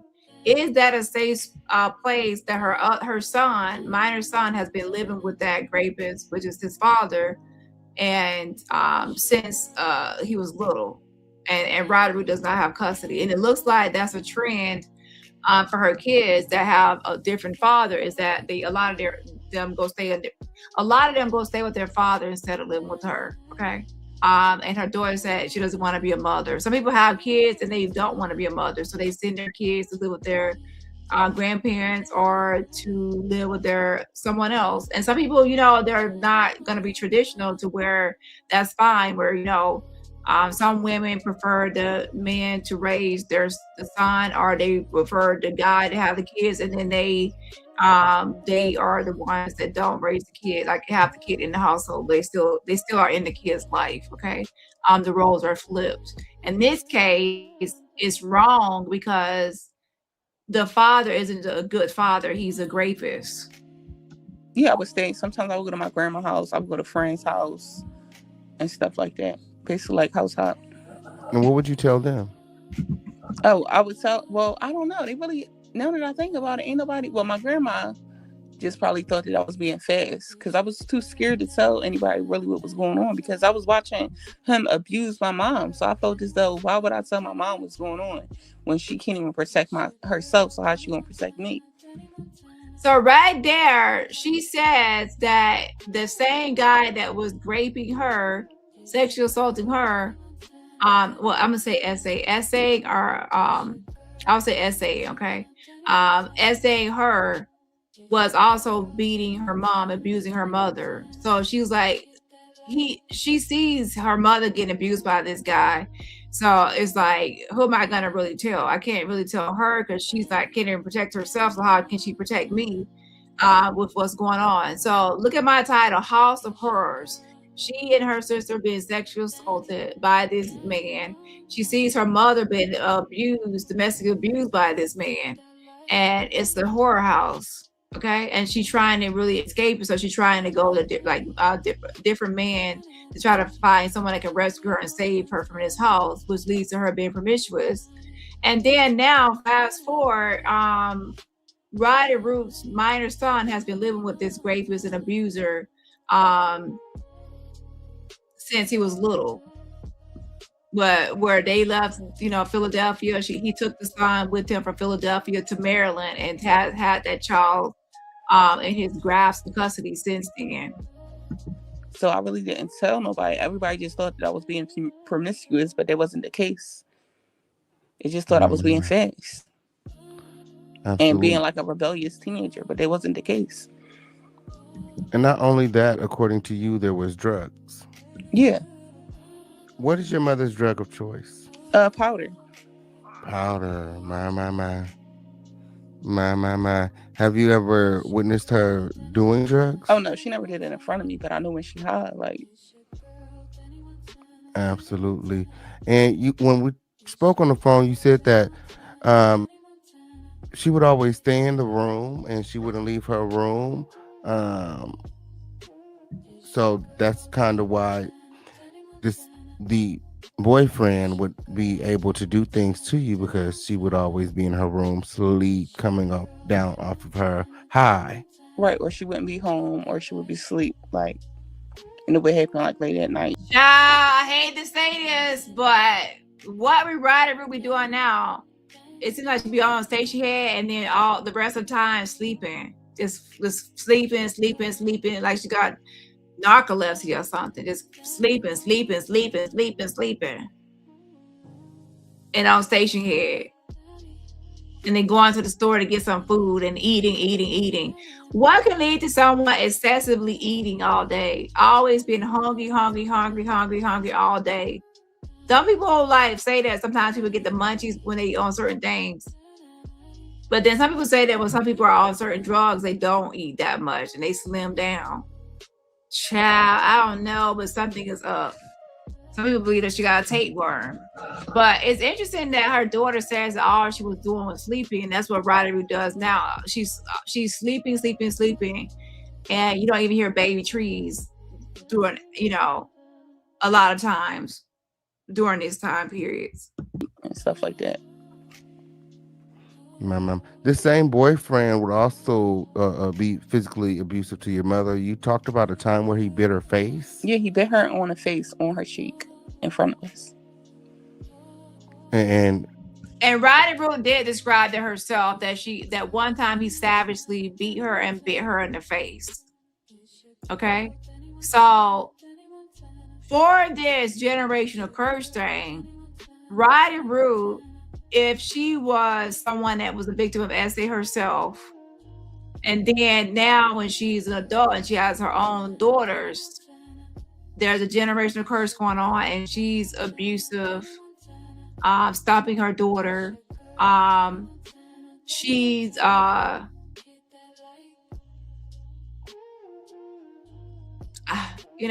she's a victim of domestic violence. By this token, biting her face, the Ryder is a victim of domestic violence. You can't tell now because she makes jokes about domestic violence. So she's a victim of domestic violence, been bit in the face by this guy. And that can lead to people, how domestic violence is. I don't really have time to go over everything today.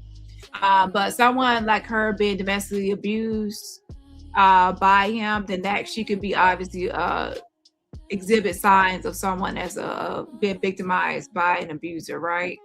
And then that same guy is also sexually assaulting two of her daughters. So he's like running amok in the house. So then if Ryder Root knows this guy is savage because he bit her in her face and savagely bit her and abused her, and then sexually assaulted two of her daughters, then why now is she not doing anything about this guy having custody of her son and he in Maryland? And she says that her son is fine, that's a great father. Does this sound like the father of a year to you? No, it does not, because he's not. Okay. We already know how domestic violence abusers can be, and even assaulters. They can live a life, have a job, and seem like an upstanding person to the rest of the world, but behind closed doors, it's a horror house. And no one can tell me that he had a whole horror house with Roddy Root and doing all of this. And then now he's this great father. He's not doing any abusive things anymore. He doesn't have this power trip anymore. He doesn't have this power and control in his system, in his core anymore. People like that don't change. People like that, a lot of times they've done studies on people that are pedophiles or into minors. They typically do not change their behavior. So I believe that there are other victims and not just these two, right? And I also don't believe that he's not still committing domestic violence. I mean, some people do, they do change and stop, but I don't think so. You know, allegedly they were fighting over drugs. No, that particular fight, I don't know what they was fighting about, but before he was arguing with her because he didn't want her under the influence while she was pregnant. So she was doing drugs while she was pregnant. Yeah. That's what the argument was about. Like, you know how you hear somebody arguing and they say certain things and then you put two and two together, like you put the conversation together. That's how it was. So they would be arguing about cocaine? Yeah, he was like, you're not about to keep doing that stuff while you're pregnant with my son. Like, that's what his words were, basically. Like, you're not about to keep using while you're pregnant with my son. Pause. You're not about to keep doing that while you're pregnant with my son. Pause. Could that be a factor as to why Ryder Root does not have custody of her son? That there was some sort of drug use or something happening to make her unfit? Because the only reason she wouldn't have her son is that they did a fit test and they felt like she was more unfit, or she was unfit in some way, or he was able to prove that she was unfit. It could have been that, you know, if she was on drugs and then, you know, that could lead to her having custody issues to where the father would get custody. And instead of taking responsibility and say, I don't have custody because of my own actions, she says, I don't ask Ryder Root, why don't you have custody of your son? And she'll say, I can't get custody of my son because my daughter refused to press charges on her on the son's dad. She can't get custody because her daughter refused to press charges on that man that raped her. That doesn't even make any sense, okay? She also does cigarettes, correct? Yeah, cigarettes. Does she smoke cigarettes while she's pregnant as well? Yeah. My. When you're the oldest, so you were there for all the children. Did she ever stop? Was there ever a time she didn't do drugs or cigarettes? I don't think she was doing drugs when she was married to my dad, like Islamically married. I don't think she was doing drugs then. And it was like when I was like 11 and under. I don't, like, to my knowledge, I don't know for sure, but I don't think she was doing it then. So after your dad left her, things kind of went down. Well, she left him. He didn't leave her. She left him. Yeah, because it seems like things were already going down here because she would leave for months at a time. And right, she wanted to leave him. So she left him. He didn't want to leave her. And according to you, they were never legally married. What's no? She never ever escape reality or escape responsibility.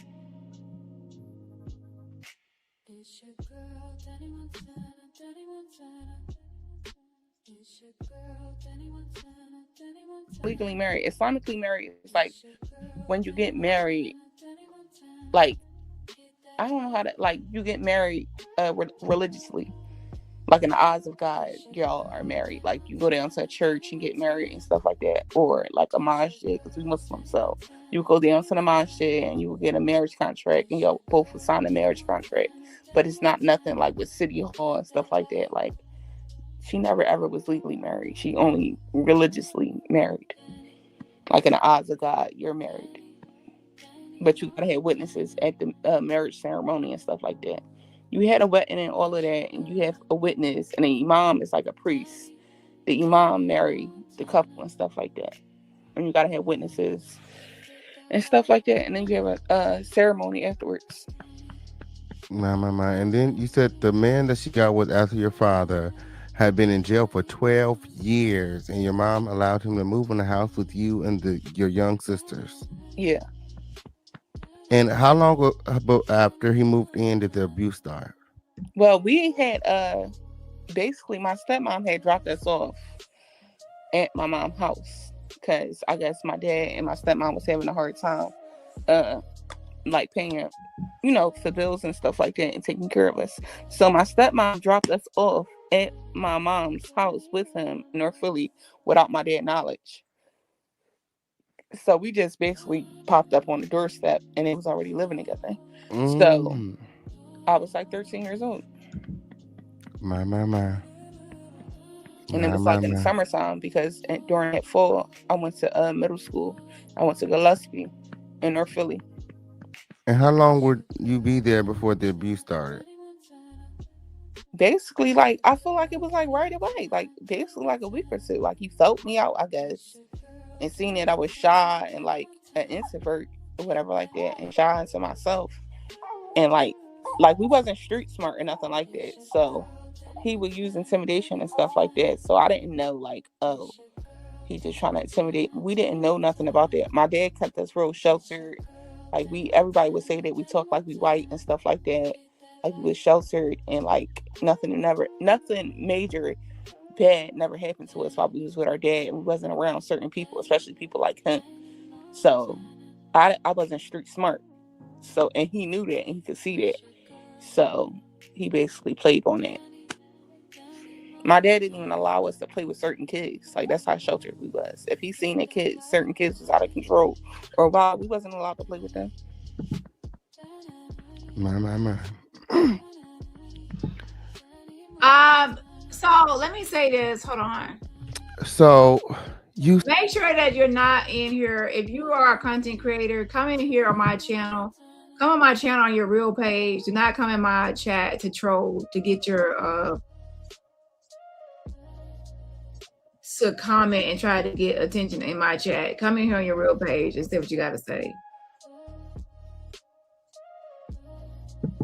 If you don't like Rider Root, that's fine. But don't hide your hand. Just come in on your real page.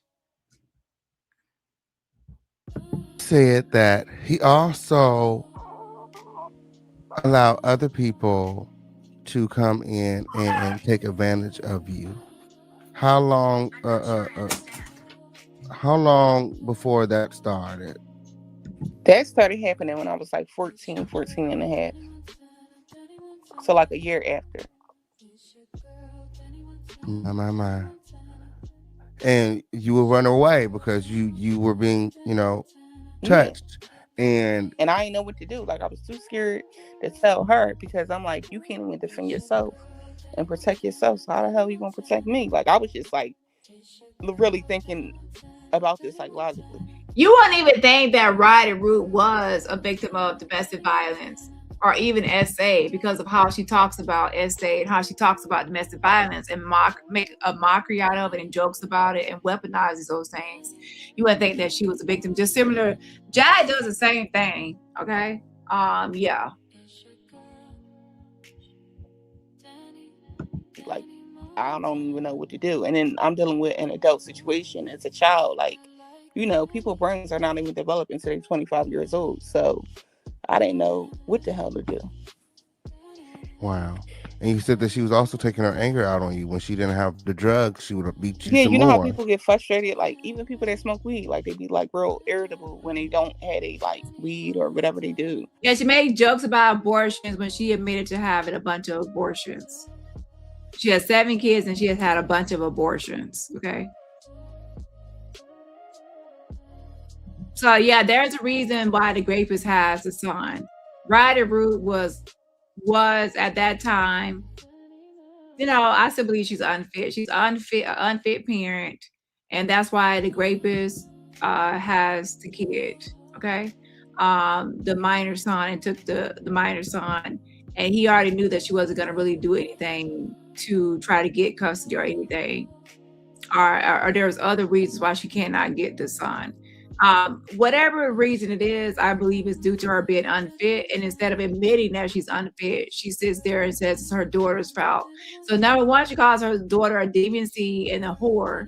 And then later she says, "Oh, it's your fault I don't have my son. Because if you had pressed charges on the rapist, I could get my son." So she feels like he has to be locked up for her to get custody. Or cigarettes or whatever. Like, that's how it was. Like, So she would beat you a lot. You said there was a not time just where she beat me because even she can't jumped get you. her fix. It wouldn't be like that. It would be like arguments. It was she wasn't just like whacking me out of nowhere. It would start off like arguments, and then it'd be an argument, and then it turned into like What were you guys fight. arguing about? I don't really remember everything because I'm like 29 years old, but mainly it was because I would run away.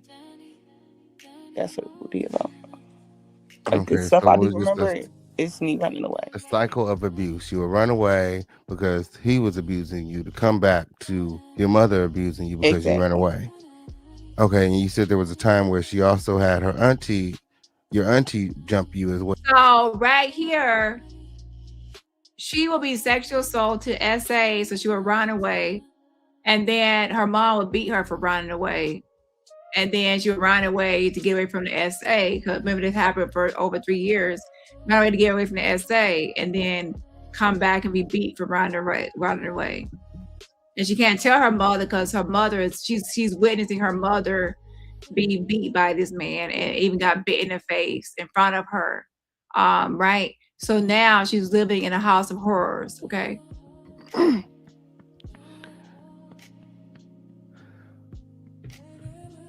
So you said that he also allowed other people to come in and take advantage of you. How long before that started? That started happening when I was like 14 and a half. So like a year after. My. And you would run away because you were being, touched. Yeah. And I didn't know what to do. Like, I was too scared to tell her because I'm like, you can't even defend yourself and protect yourself. So how the hell are you gonna protect me? Like, I was just like. So right here she says that not only was he doing things, but he started to allow other people to come in. So to be honest, I want to know more about this because it's like what she's describing sounds like there was some sort of circle. And by circle means where there are sometimes people that abuse children and they have other people that get their that want to abuse children as well, and they kind of share victims. They share victims and they in that way. So I don't know if she means that there was other men was being invited in or what. Well, she says there's other people that were allowed to do things.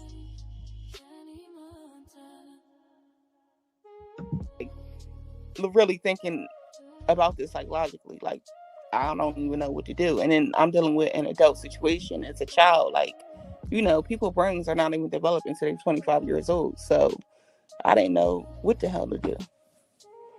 Wow. And you said that she was also taking her anger out on you when she didn't have the drugs. She would beat you. Yeah, some you know more. how people get frustrated. Like, even people that smoke weed, like they be like real irritable when they don't have a like weed or whatever they do, or cigarettes or whatever. Like, that's how it was. Like, so she would beat you a lot. You said there was a not time just where beat she me even because she can't jumped get her you. fix. It wouldn't be like that. It would be like arguments. It was she wasn't just like whacking me out of nowhere. It would start off like arguments, and then it'd be an argument, and then it turned into like. What were you guys arguing about? I don't really remember everything because I'm like 29 years old, but mainly it was because I would run away. That's what it would be about. Like, the stuff I do remember is me running away. A cycle of abuse. You would run away because he was abusing you to come back to your mother abusing you because you ran away. Okay, and you said there was a time where she also had your auntie jump you as well. Yeah, I was like 15 years old. And I had called the cops on her and all that, and the cops didn't even help me because she real manipulative, and she basically told the cops, like, I'm just trying to be fast and rebellious and this and that. And the cops told me I got what I deserved. I had like a busted lip. My eyes were swollen. You know how you cry so much, your eyes are swollen? My eyes were swollen. I had a busted lip.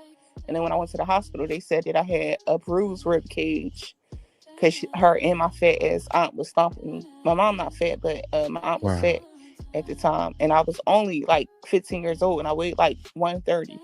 I was like 14 to 15 years old, and I only weighed 130. So you know how skinny that is. So the police have been called. Yeah, but they didn't even help.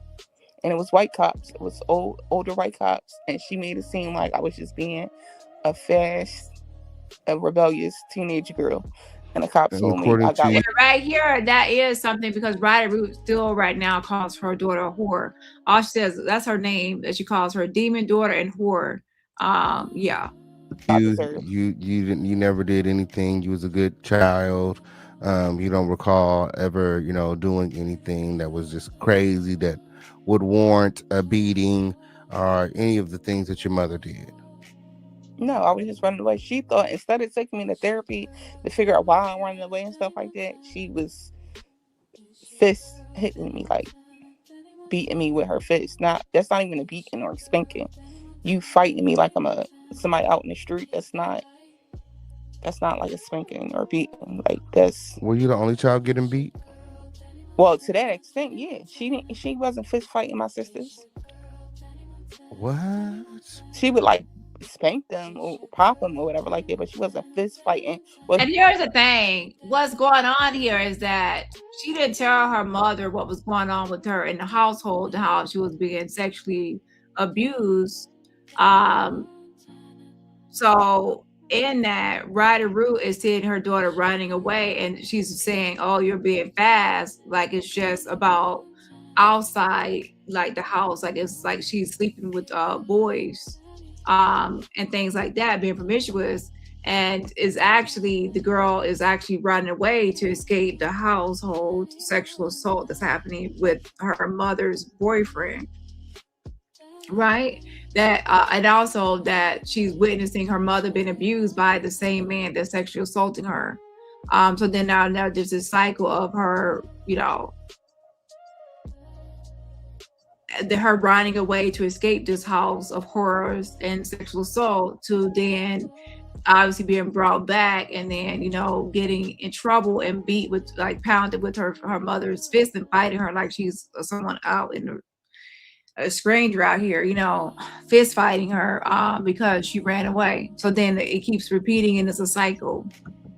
she fist for the fat one, the one that she refers to as the fat one. But I feel as though it was like more so when she was older. She probably did it like twice when she was a minor. But for the most part, yeah, she probably fist for the one that she refers to as the fat sister, but she cute. What But about the boyfriend? Did he touch anyone else? yeah, my sister, who she refers to as the fat one, Whoa. and her baby father told me that. My sister baby father told me that it happened to her too. So her sister's baby father said that the other sister that she calls the fat one, that she was also sexually assaulted by this same man. So that would make two daughters of hers that pretty much probably kept this a secret and did not tell. And see, this is the thing. This guy, this rapist is so, and she said that he intimidated her, and how he moved, he intimidated, and that he had frightened her. So how he operates is he instills so much fear that these kids are too afraid to say anything to any adults because he beats the adults in the household, it looks like. So then they are afraid to even go to the adults because you can't even defend, you can't even protect yourself. How can you protect me from this guy that is doing something to me? So these two right here, the two daughters, were too afraid to say anything until they got grown, until they were of age and adults and out of the house and far away. What makes you think that that son living in Maryland is not afraid to speak up? If his siblings were afraid to speak up due to intimidation and fear instilled, why wouldn't he be afraid? Okay. And people can have every opportunity in the world to speak up, but they still would be afraid because at the end of the day, they feel like they are still unsafe and that they are still in that house and no one's going to be protecting them or be able to help them in this situation. So the only thing that can protect them is to be silent, keep it to themselves. Okay. And some people, they say something when they're older, and some people, they never tell anything or anybody. They never go to any police or anybody. Some people might tell. Some people go tell relatives, but they never tell the police. People tell different people or to keep it to themselves. Um, but I do know that she said that she was too scared to say anything until she was 25, which is not abnormal. The other daughter might have not told anything until she was grown and maybe to a boyfriend of hers. So the son, if someone says, well, the police went to the son and the son said he's still there, I'm like, that doesn't mean anything. The son can be still too scared to say anything. Okay. And especially if he does do something to the son, there's another issue. And the issue is this: the son is also a male. And sometimes males, if they're violated by another male, they might feel like they might question their sexuality, and they might even feel like, I'm a man, I'm a boy, and they might not even tell now because it's a man doing stuff to them. So we don't know. So if someone could tell me right now, well, if something was happening to the boy, he would be removed. No. It's too many people that don't tell even when asked. So I don't believe that. I'll believe it when he's way older and he's maybe 20 something. He's out of the house and he feels safe and he's way away from everybody and he's not afraid of disrupting anything, disrupting the household or any retaliation or anything. He's 100% free. And then, he says no. But until then, not really. No, because people can still have a hold over you, not just physically, but mentally, okay, and psychologically. Did she ever confront your mother? I don't know if they had a conversation about it or not. And no one's confronted this man. Who, me or her? I think she said something to him probably. Okay, because according to your sources, baby trees may have. Well, not my sources. People told me this. I didn't know this. Okay, like, so people told you this. People told you that baby trees may have the same father as your abuser. No, the abuser might be baby tree's father. The abuser may that part. You're right. The abuser might be baby tree's father. Yeah, people told me this. I never knew that. If it's true, I never knew that, and she never told us that. She acts like the baby tree's father is in the household with her, Quran. The one that's in there now. Okay. I think that baby tree's her age. I don't know if that adds up to being for that other guy to be the father, James Towns, because she's not a certain age. So I don't think that's the father. I think that it is someone else. Now who? I don't know. It could be Quran, the one she's with now. That's the actual father. I don't know if it's James because I don't know if the timeline matches up. But that's which would mean that she would most likely currently still have some probably dealings with this man. No, I don't think she would let him around baby trees. But what about child support? I don't know. My. And are you worried about this your sister's well-being? Well, yeah, I'm worried about her being in that house and what I be seeing on the videos and what people be telling me about the whole food situation and like it not being sanitary, her not being in school, socializing. Baby trees are smart regardless. Like some people can inherit intelligence. Baby trees are smart regardless, but you still need social skills. The house need to be clean. Your parent need to be emotionally stable and mentally stable. And Fun-Size Gamer says when she came out, she was with a whole different man. So it could be someone else. We don't even know who the baby tree's father is. Hell, she might not even know who baby tree's father is. I don't know if I think it's James though, because I feel like if it was James, there would be other issues going on. Or she'll be saying different things or different, like her conversation will be different about baby trees. Okay, so I don't think it's James. Is the father. Because if he were, then that would mean that her son that's in Maryland with the Grapers and James seems like the type to me, based on another record I saw, he seems like the type that would want custody. He would try to get custody of the child, of his children that belong to him. Okay, so I don't think it's James, but who knows? I don't know. Exposed to grown-up adult conversations.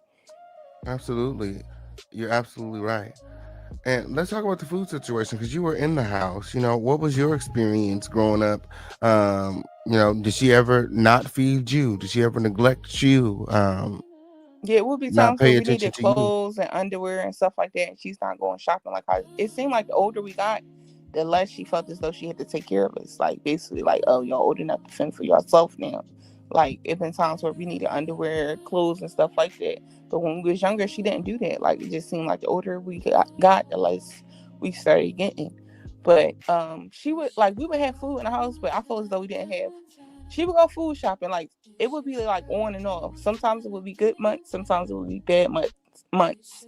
But like she would do stuff like she would go food shopping. Did you ever not eat? It been times where it was like low on food. I wouldn't say like we sitting there starving, but low on food, or she'd sit there and get takeout and not buy us takeout. Did you ever not have? Ah, oh my gosh, right and rude. I'm sorry to say, but you try to say your daughter's a liar, but how come she describing everything that's happening with baby trees? And it's sometimes parents will, spoil themselves or eat something that, and they have the kids have something different. That could be something that, I'm not talking about that. A lot of times where she's ordering takeout, ordering this and ordering that for herself, and then she's not ordering baby trees, nothing. And people have to start calling her out on it because she's begging for donations for her and baby trees. But when people are hearing her order food, it's for her. Or it's for her and not baby trees. And most people are trying to donate to get baby trees something. Now, ain't you gonna get order baby tree something too? You order yourself something. And then so then also she said the older they got, the less that she felt like she had to do for them and fend for themselves. Again, baby trees, I feel like is someone that is raising herself, meaning that people say, oh, well, she's always at home with baby trees. Just because someone's always at home, it doesn't mean that they're being watched or taken care of, or someone's spending time with them, or someone is like doing what they're supposed to be doing. Okay. Yeah. You could be in the same house and still be like. So one thing that she did say is that Ryder Root at least kept food. Now, come on now. Ryder Root likes to eat, so she's got to make sure that they got food. Okay, so she's not saying that she was technically starved. Okay, she's saying that her parent, like she really wasn't really like they were in the house, but not really. Some other needs they were not taken care of, like other things they needed were not were neglected in other ways outside of food. Okay, like maybe hygiene or underwear or things. It's like once you like getting older and you're getting bigger, you might outgrow your underwear, you outgrow your socks, you outgrow certain things, and someone is not keeping up with that growth, that your development, and you feel in that way you're being neglected in that way. When you're needing things, you're not supplying those things. Okay. Yeah. Now, some people can say, well, what about if people can't afford to keep up with certain things? That's when you would use resources, right? But that's a whole nother story. Again, this is her perspective of how she felt inside the household, okay? But she did mention a lot of things about her ordering things and not getting them anything, like takeout, her being asleep all the time. If y'all know about Ryder River, she still goes to sleep all the time. She's always ordering takeout a lot of times and not ordering baby treats something. So she's still doing these same behaviors. Acting like she's on a party line, things like that. A place to stay.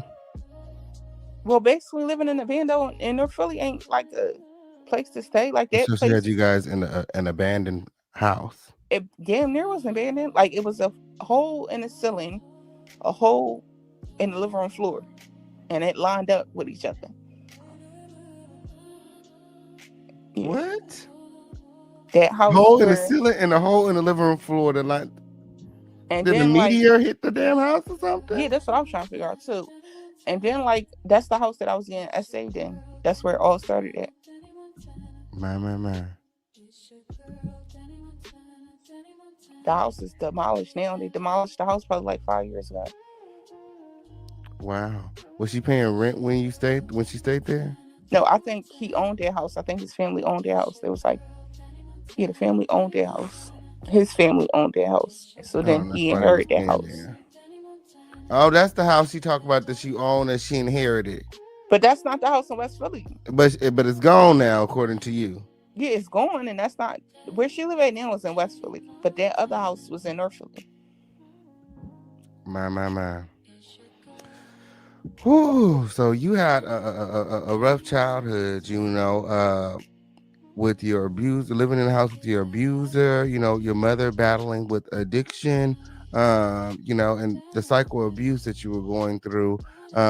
Your best moments, were school, according to you, and you When she appreciate, would cook, and when she would cook, and when she would cook, yeah. and you appreciate her for letting you go stay with your father. Okay, um, what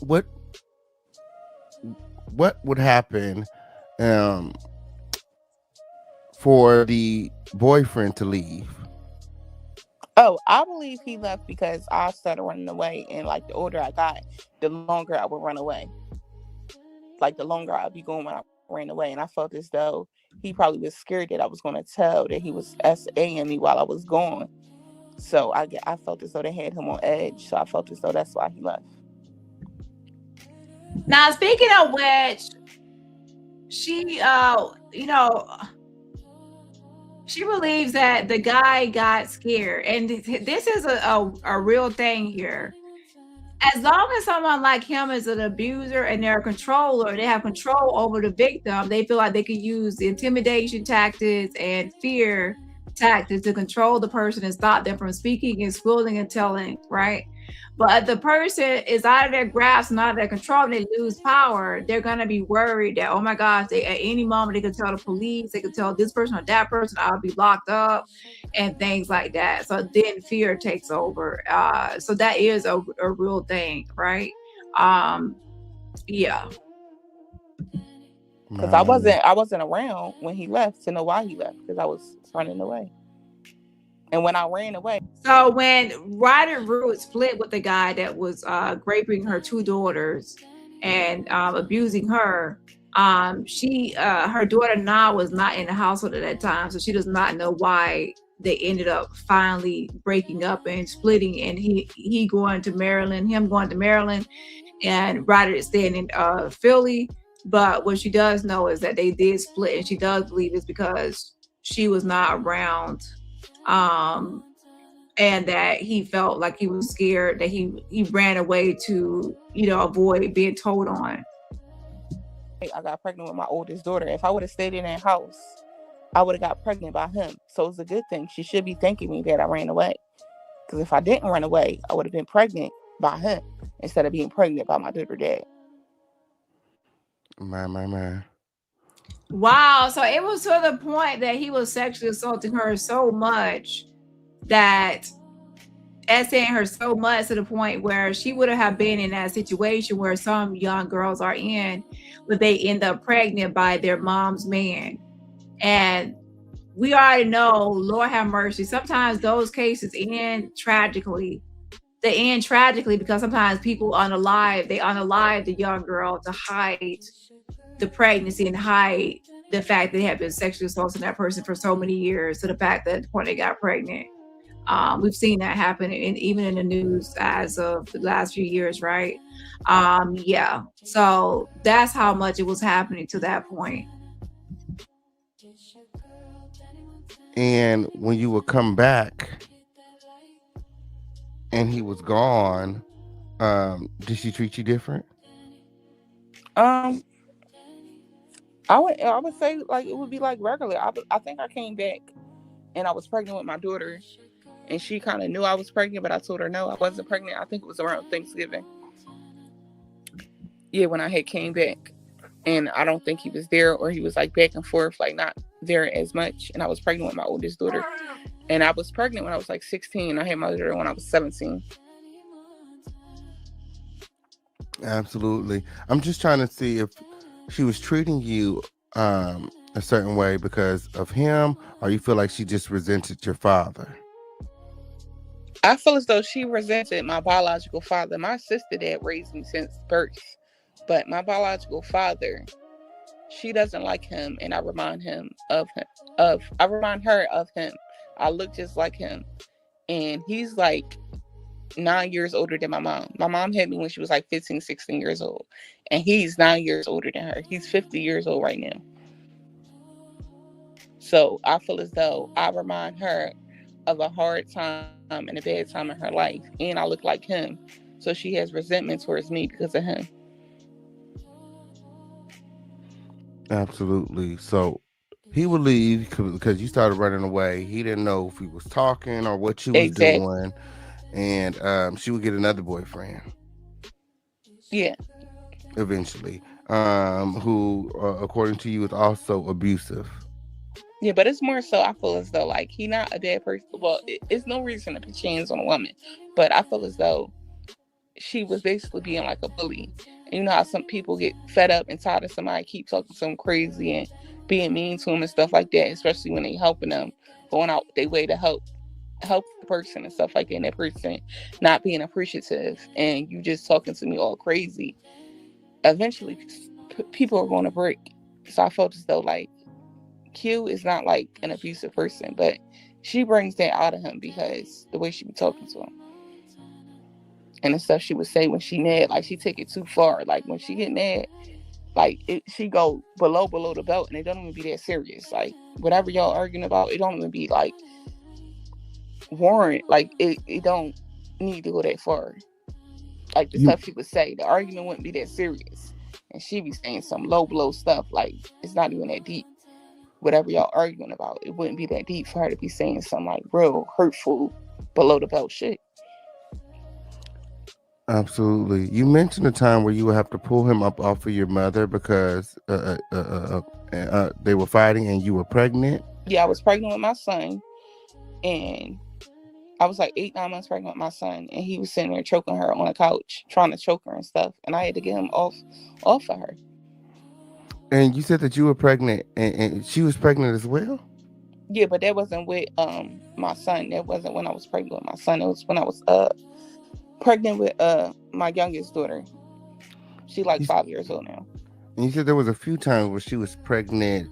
Either with me or with my sister. Seemed like she the fast one, okay? Exactly. Like, how you having a baby and I'm like 20 years old, 21 years old, and you pregnant? Like, I'm not 21 now, but I'm just saying at the time, like, dang. Because my little sister is only 5 years old and I'm 29. She's like 5, 6 years old, the youngest baby she got. My. So, what's the stuff I've heard about trees praying to unalive a baby? Oh yeah, she had a co-wife. I didn't even know at the time that he even had another wife, but she had a co-wife, and at the time she wasn't okay Was with that being. with Q? Yes, excuse me. Okay. Yes. So she had a co-wife, and at the time she wasn't okay with being a co-wife. She was going to do it, but she really wasn't feeling Is it this like like an that. Islamic thing? Yeah, Islamic thing. Okay, so So, it's spiritually okay to have a co-wife. no, in Islam, it's okay to have multiple wives, but you have to be able to afford all of them equally. That's where Okay. people that's where people forget about that part. You have to be able to afford them. If one person is on welfare and this person is not, first of all, if anybody on welfare, clearly you can't even afford her. So you shouldn't even be having 2, 3, or 4. And then y'all on Section 8. So like, come on. That's low income. My. It's not wrong with that, but I'm just saying, like, you can't afford it. You need to take care of that one household and like own a house. Like y'all grown ass people. Like everybody I know can't own a house and don't want to own a house. But like, come on. One of y'all But should have because good she didn't want credit. to be a sister wife, she prayed this woman's baby Yes, away. death. Yes. And She it wished worked. death on this baby, And it worked. allegedly. And it Yes. worked. Yes. She just prayed, or did she cast any spells? Was she Well, shaking to me that's the casting a bones? spell. To me that's casting a spell because words got power. So to me, in my eyes, And how do you know she prayed? How do you know she did this? because she said it. Oh, okay. Absolutely. Y'all know how Ryder wishes death on people all the time. So she might have just, you know how Ryder might have took credit for something. Okay. But remember, she was with Karan, the one she's with now. He's married to someone else, and there was a picture of her with this other lady and Karan, and that's the one he actually married. And he's not with that lady no more. But on paper, he's still married to her legally. Ryder Root says, that's my husband, it's my husband, my husband. But he ain't married to you, bitch. He married to that other lady still. Okay? On paper, that is. Words got power to me, so like. Absolutely. You absolutely right. They do. So this was, with the sister wife where I guess sharing a man. To be honest, I think her man like men. Okay, that's my opinion. Help is on the way. He gets his nails all painted black. How he be? I don't know. I think he like men, but Ryder Root is his beard. Because sometimes when men, they like men, they need a beard to pretend like they into women. Okay. She burps on live, she farts on live, she has very masculine on live, she's masculine presenting, she walks like a man, talks like a man, and got a ball, everything is like very masculine. So all he really got to do is just fuck her from behind, and it's like he's with the man. And I'm just being real. I feel like she's a beard. Current boyfriend that she's with right now. Yes. And her current boyfriend came into the relationship with a daughter. Yeah, that's not his biological daughter. Not his biological daughter, but yeah, you guys all know her as London. And then there's another child, which is Baby Trees, who is your sister. Right. Because a lot of people were confused. Karan has a daughter named London that is his child, and the child's mother, London, is one that was older, living in the house, and her mother's name is Victoria. She was with Ryder Root, and she at one point was missing, and Ryder Root even told me about the time she was missing.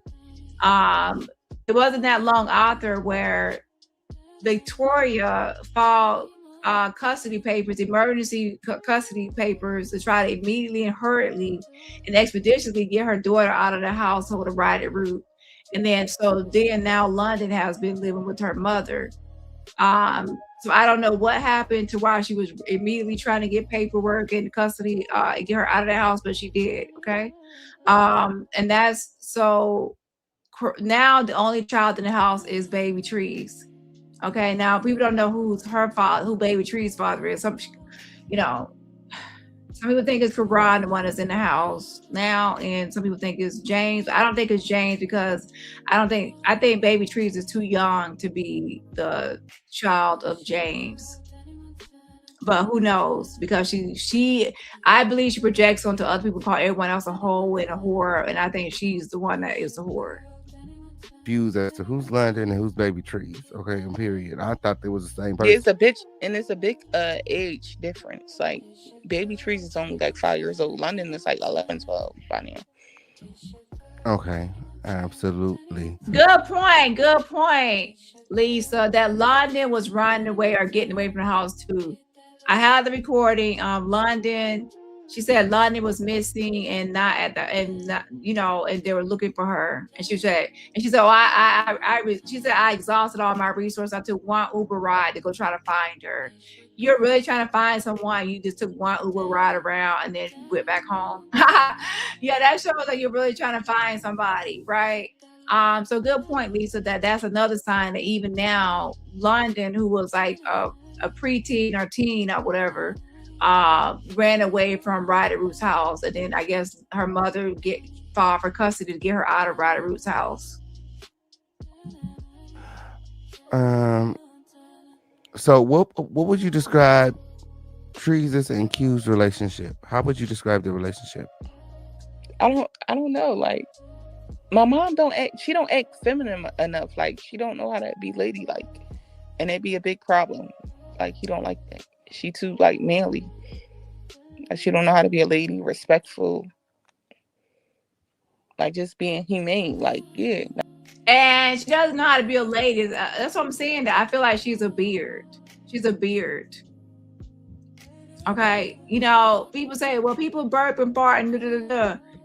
If I was on a live podcast, snoring and farting and burping, that's very unladylike in classes and is still a lack of decorum and couth, okay? That's weird, okay? And then smacking and farting and burping and blowing your nose is being gross. Most women that have some sort of decorum won't do that on no, podcast. But someone like Ryder Root, she just does it, and then her man is okay with it. It finds it acceptable. He likes it. Like, I guess he doesn't care that she's on live doing that. Some people say, "Oh, you're this or that, daddy." I'm just saying, most men do not like a woman that's overly masculine unless there's something to it, to where they like that. I'm just being honest. So sometimes people do have a beard. He has his nails painted, and he looks a certain way. I'm not trying to be stereotypical, but I just feel like he likes, he likes to swing both ways or one way, and she's a beard. Not even about being submissive, just like being a decent human. My. And you were living with them at the time, correct? During what time?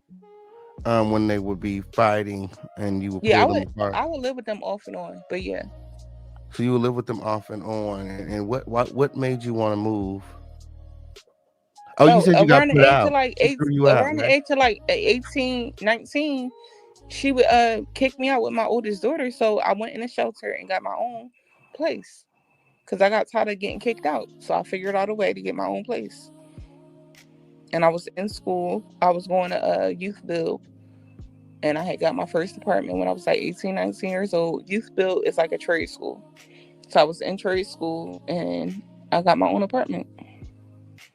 Okay. And that was like right after you found out that your first boyfriend wasn't shit, right? Because that was I knew he wasn't. That's when I was pregnant with my daughter. I got pregnant when I was like 16 and I had her when I was 17. So I already stopped dealing with him like during the pregnancy. He wasn't there for me during the pregnancy. So we already basically had broken up. And when would you meet Walter? Oh, I met Walt in like 20. It was like before I had my son, I met him. I was pregnant with my son when I met him. So it was like 2014.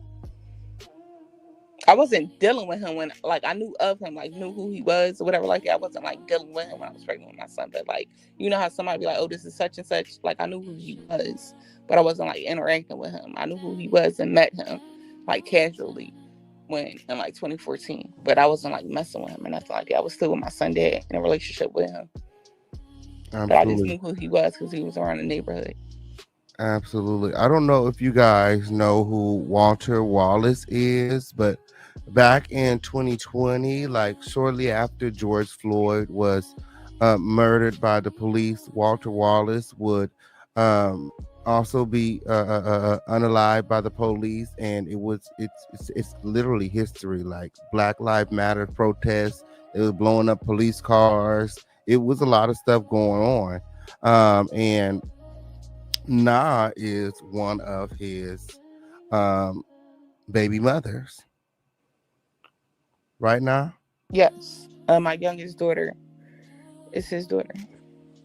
Absolutely. He actually has 9 kids, okay, on period. And it's really a lot to unfold here, okay, on period. Na was there the day it all happened, okay, when Walter would lose his life. So we're gonna unpack that in just a moment here. You guys make sure that you guys are liking this video. Like this video right now. When you would meet Walter, how was your relationship with your mother? It was like we was like on okay terms, like yeah. But I wasn't living with her at the time. I had moved in with my I was just about to move in with my son's dad and his mom.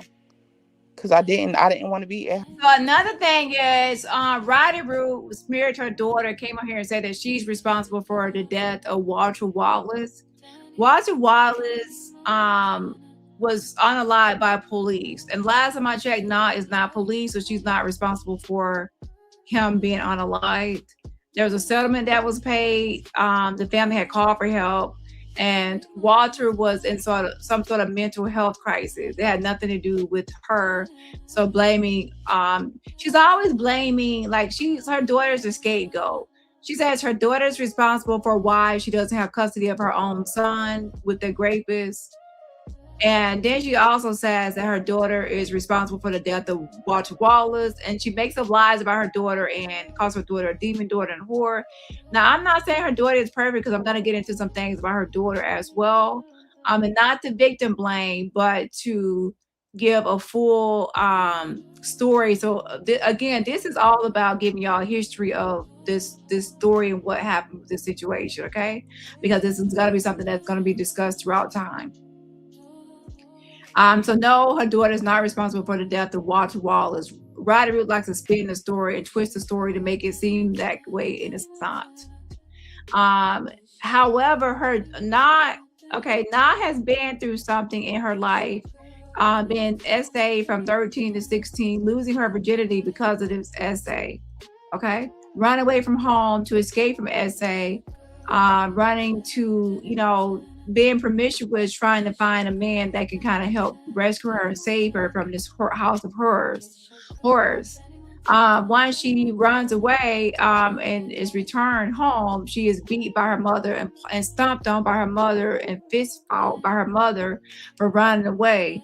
And then the cycle repeats until she finally, until Roddy Root finally breaks up with that man. The man leaves and takes her son to Maryland, and then the daughter is back home, and that guy is no longer at the home. She believes that the guy left because he was afraid that she was out of the house and afraid of being reported to the police or authorities or to someone else of her telling. Okay, that's just her belief. We don't know exactly why he left or him and Roddy Root split. But what we do know is when they split that, he took the son to Maryland and Roddy Root does not have custody. Yeah. And the last time we heard her in person with the son was like a long time ago, summers ago, when she raised money from the treetops to go pick up her son. She picked him up. She had him for a short time and then returned him. And then I don't think he has been in her presence since that time period. Now, about her daughter, Roddy Root will get on here and she will smear her daughter, saying that she's a whore and that she's an absent mother from her own children. So Na has now grown up and she has had her own children. And this is where I'm not getting into victim blaming or shaming or anything like that. But now that she has her own children, some of these children are not with her in the household with her, and she does not have custody of some of her own children. But this is where it becomes a generational curse and a generational curse and things happening where there's SA. Roddy Root was possibly SA, right? And then she was a mother, and then not having custody of her kids and things like this. Now Na has had kids taken from her or not in her custody. So Roddy Root, of course, you got to mention how her own daughter, Na, doesn't have custody of her kids and how she's going to say she's a bad mother. However, we still have to go back to how this all came about. She said that she was a virgin and she was sheltered and she felt like her dad had her in a certain way, or there were certain things that she was protected until her mother moved in a guy that had been in jail or prison for 12 years. And once he has been in prison for 12 years, she moves this guy into the house. And this guy then, within a week, started sexually assaulting her, intimidating her, instilling fear in her. And since that time, she has been promiscuous, and that has led to that. So we have to always go back and say, I'm not justifying her current situation as her, like how she's doing her own kids.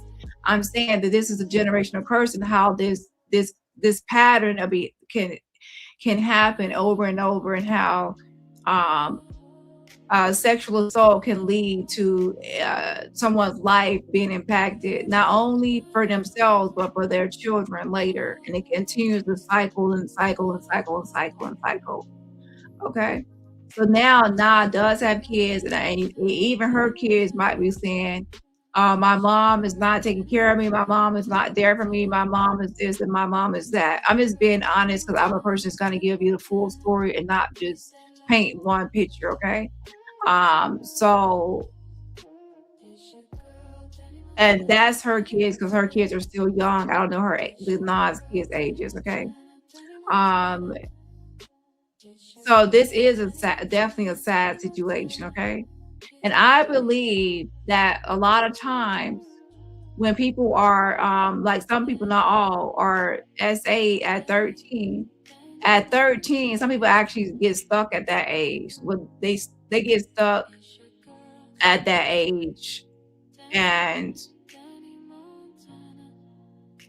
they don't fully get mature enough to even be, how can I say this? They don't never grow up to be mature enough to and responsible enough to be a parent or a good parent, should I say. Some people, they don't have an issue with that. Some people, they have issues being a good parent because of they have been too traumatized and too um impacted by it. So people don't really understand how traumatizing SA can be and how much of an impact it can have on people if they don't have therapy, they don't have resources, that they don't get help for it. They might think that they're okay and they're fine, but they're not. And it comes out in their life and how they handle relationships with people, how they handle their own kids or treat their own kids or discipline their kids. Things like this pass down from generation to generation. And of that, we don't know what happened to Ryder Root's mother, to then now happened to Ryder Root, and then to Ryder Root to her daughters, and then now a daughter to her own kids. It's generational, and at some point, someone has to break the generational curse, and within the family. Okay. Her house, because I knew it was like a roller coaster. Like, you never know what day she gonna start an argument or be nitpicking and stuff like that. So I didn't want to keep going through that. So my son dad was finally my way out of that house. Absolutely. And then I got my own apartment. Okay, so then you got your own apartment. Yeah, and I went to live with my baby father and his. Yes, it does. Again, I'm just giving everyone the story because I'd rather everyone hear the story from me than people try to go run and say, oh, well, she didn't tell this side and she didn't tell that side. I always give all sides of the story. It's not victim shame or victim blaming or justifying anything. Everyone has a part in this and everyone is responsible for their own actions. So Na is responsible for trauma or not. She's still going to be responsible for her own kids. You know, her own kids are going to get grown and they're not going to really care about how her trauma and what she experienced. They're only going to think about, well, mom, you wasn't there for me. The same way she's feel like Roderick wasn't there for her. Her own kids will feel the same way about her. And it is what it is. And if you watch my old video, I said the same thing years ago. This is nothing new. In my video, I said the same thing for all y'all people acting like that. I don't know, people always act like I never made that video on neutrality and I gave a neutral standpoint across the board to even mention Na and how she doesn't have her kids and how she's responsible. And I went over the mother and then Ryder Root and her thing. I went over across the board, okay? I've addressed this, okay? But people like to always act like I did not, okay? Yeah. His mom. And then from there, I got my own apartment. Okay, and your baby father, when you say your baby father, you're not talking about Walter. No, I'm talking about my son's father. Talking about your son's father. Okay. And then you would eventually move from there and get your own place. Yeah. And then you will meet Walter, who is your daughter's father. Right, the youngest one. Okay. And your relationship with your mother at this time is still estranged, correct? Right. But your sister, she would come and move in with you to help you with your kids? No, she needed somewhere to stay. I didn't need help with my kids. Oh. She needed somewhere to stay. My kids was in daycare and it was set away like it was safe. I had a schedule and everything So on it my was own, really what I just heard. a series of misfortunate events what we're getting ready to tell the audience, because typically your children are in daycare, but on this day they will be with your sister. Well, I was in the hospital and I asked my sister to watch the kids while I go to the hospital. And when I came back, she took my kids to my mom's house, knowing that this is in 2020, October 2020. She took my kids to my mom's house, knowing that me and my mom wasn't on good terms. And I told her not to take the kids there. And she knew better than to take them there. I believe that my mom sent her to try to come stay with me to see what was going on in my household. Absolutely. What was happening that day? What was happening before that with you and Walter? Oh, well, basically, we would be arguing off and on, but I just want to clear the air. I never was jealous about him marrying his other baby mom. Only thing I had a problem with was the baby mom threatening my daughter, which They is don't his daughter. even know that yet, friend. We Oh, ain't but got no, this. because I had to put that out there because a lot of people try to say like, oh, I basically stressed him out and got him killed and all that because I'm jealous. It wasn't nothing to be jealous of. For one, he was sitting there dogging her out. If he was with her for a decade and dogging her out, and he claimed he loved her, I even told him this and I told her this. If he was dogging her out, I can only imagine what he would do to me. I didn't look at Walt like I wanted to be with him. I looked at him like he was a good time, like somebody good to be around, like to have fun with, not somebody to take personal and serious. Like I knew better. I wasn't like a dumb, desperate female. Like, no, What would you say to the people that are blaming you for his death? it wasn't my fault. If anything, it was the wife's fault because like she would do a lot of petty stuff. Like me and the other baby mom was cool with each other and all that. Like we was cordial. Her sons would come over my house and all of that. Dom is the one. His wife is the one that would have everybody arguing with each other and stuff like that. She was the jealous one for real. Because Walt would tell me stuff that he wouldn't even tell her. Like I knew about babies that he had on the way and all of that. Like me and him was damn near like best friends. Like he would tell me stuff that normally guys wouldn't even tell their baby mom. But he knew that I wasn't going to get mad and I didn't care because I didn't look at him like, oh, I wanted to be his girlfriend because I already knew what type of man he was. I already knew and I knew better. Like that's not somebody I would want to be with or take seriously. Like I don't think like the average female. Like I kind of think like how men do. Like if I see you out here with community DICK, I'm not about to take you seriously. Like at the time, I wasn't about to take that person seriously. Now I don't even talk to people like that. I wouldn't talk to somebody like that, and I'm married. But at the time, if I see that you a man that got community DICK, I'm not taking you seriously. Just like a man wouldn't take a woman seriously, that's a whore. That's how I looked at it. So she felt some type of way because Walt would be over my house, and no matter how much she complained about it and bitched about it, he kept dealing with me. And I would ask her too, like I wasn't no side piece or nothing like that, but I would ask her like, are you and Walt in a relationship? And she would tell me, oh, I'm single until I'm married. Okay, so since you want to say that, I'm gonna keep dealing with him. I asked, so it's not like I was being a side piece. You told me And you single basically. and he would eventually marry her Yeah, just he before he married her, passed but away. 4 days before they got married, I didn't even know that it was getting married until like 3 days before the wedding. But 4 days, like a week before they got married, he was asking for a key to my house. Like, come on, and I didn't give it to him. He would do stuff like Remember. that. He would ask to come see the baby 2-3 o'clock in the morning. Like we all grown, we know what happens 2-3 o'clock in the morning. He not trying to see no baby, and I would call her and let her know. Oop, so you was calling her to let her know what was Yeah, going I would on. call her, let her know. I would send her screenshots, all of that, because she kept saying I was delusional and stuff like that. So I wanted to show her proof. Like, why is he trying to come here and see the baby at 2-3 o'clock in the morning? We know what he here for. Why'd you feel the need to prove it to her? Because she kept saying I was delusional and that he was lying, that I was lying and stuff like that. Like she would sit there and call my phone, play on my phone, and do stuff like that. That's why I would like do stuff back to her, because she would call my phone, play on my phone. She would come by my house, rob out my house, like do like. And they And then stayed she's around the older than corner. me too. She like 4 or 5 years older than me. And they stayed She around the older than him. corner, right? Huh? They stayed around the corner. No, his mom lived right up the street. Okay. Oh, right up the street. So y'all was on the same street. Yeah, we was on the same exact street. She lived 1 block away from him. But the wife didn't live at the house with the mom. She lived like in North Philly, Alany somewhere. She don't live there now, but she lived in North Philly or Alany somewhere. But his Okay. mom, where he lived at, he lived up the street with his mom. She'd come over So the he house would a come. lot She would ride by my house and do stuff like that, but she never because she want to was really there the fight. day he passed as well, correct? What you say? She was there that day as well, wasn't she at the house? Yeah, she was there right there when he got shot. Absolutely. Um, that's crazy. That day, okay, before he got shot, he came and spoke with you, correct? Yeah, he was at my house, like, and that's another thing. They're saying that I caused him to have like he had bipolar 1 too. So they saying that I basically caused him to have a manic bipolar episode because I was arguing with him. We wasn't even arguing with each other.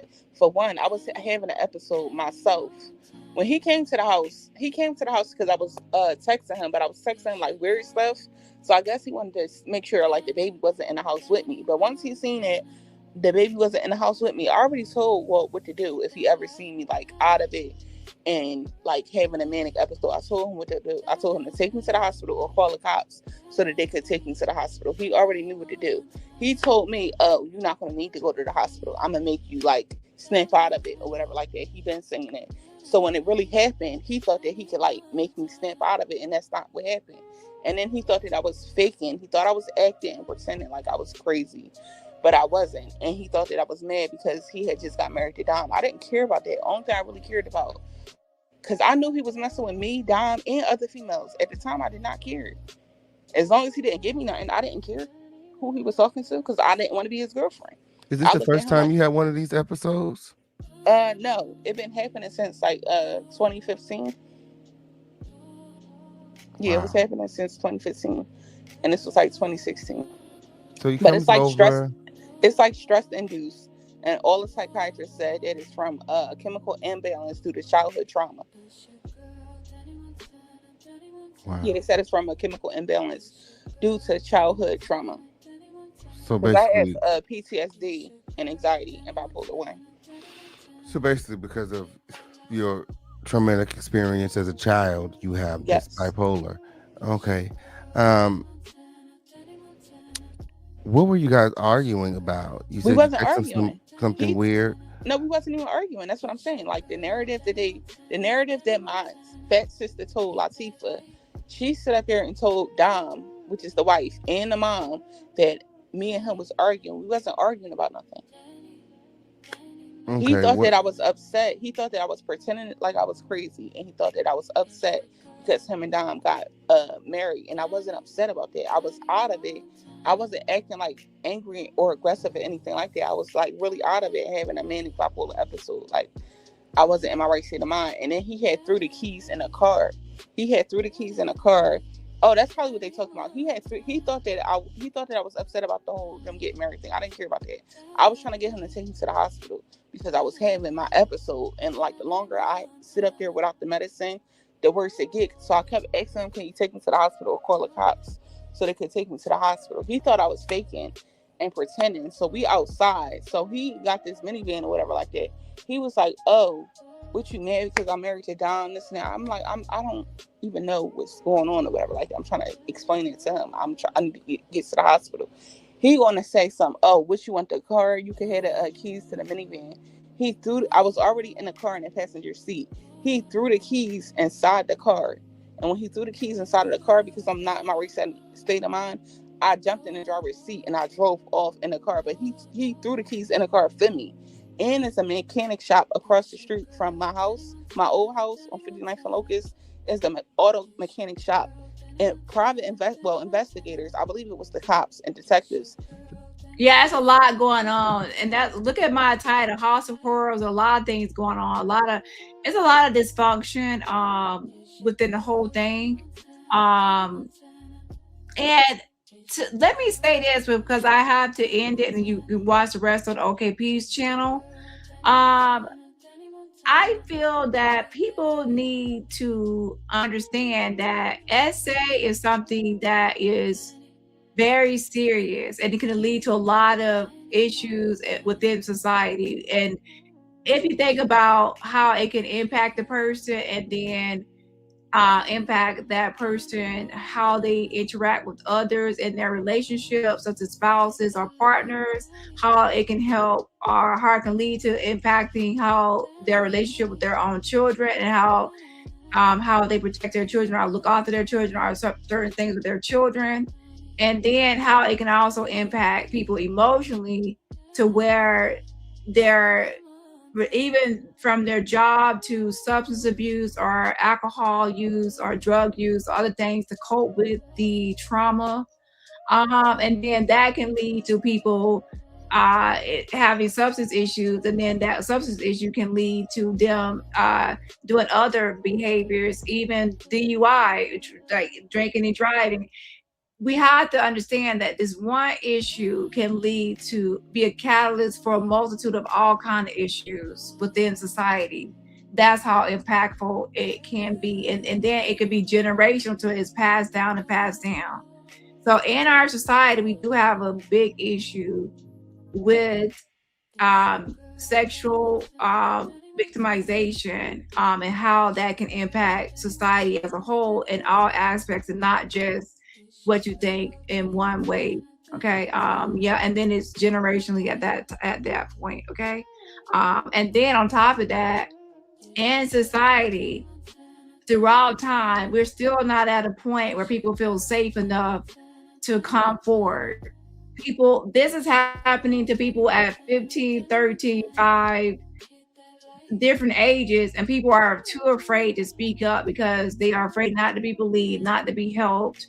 They are being intimidated and scared, and a lot of times they feel like they are to blame and that the predator is going to get more protection than the victim. That's the problem.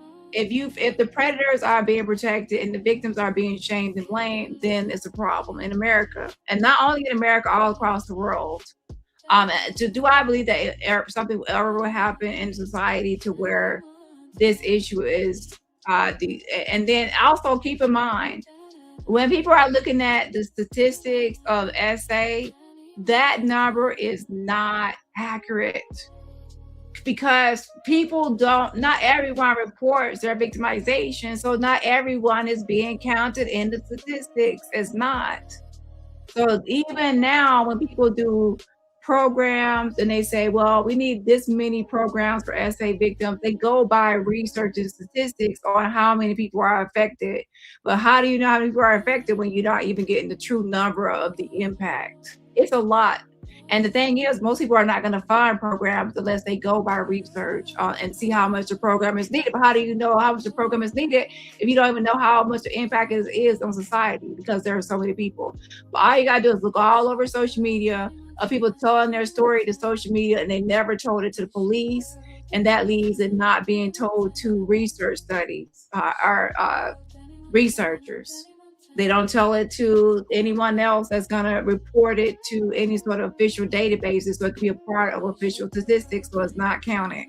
Okay.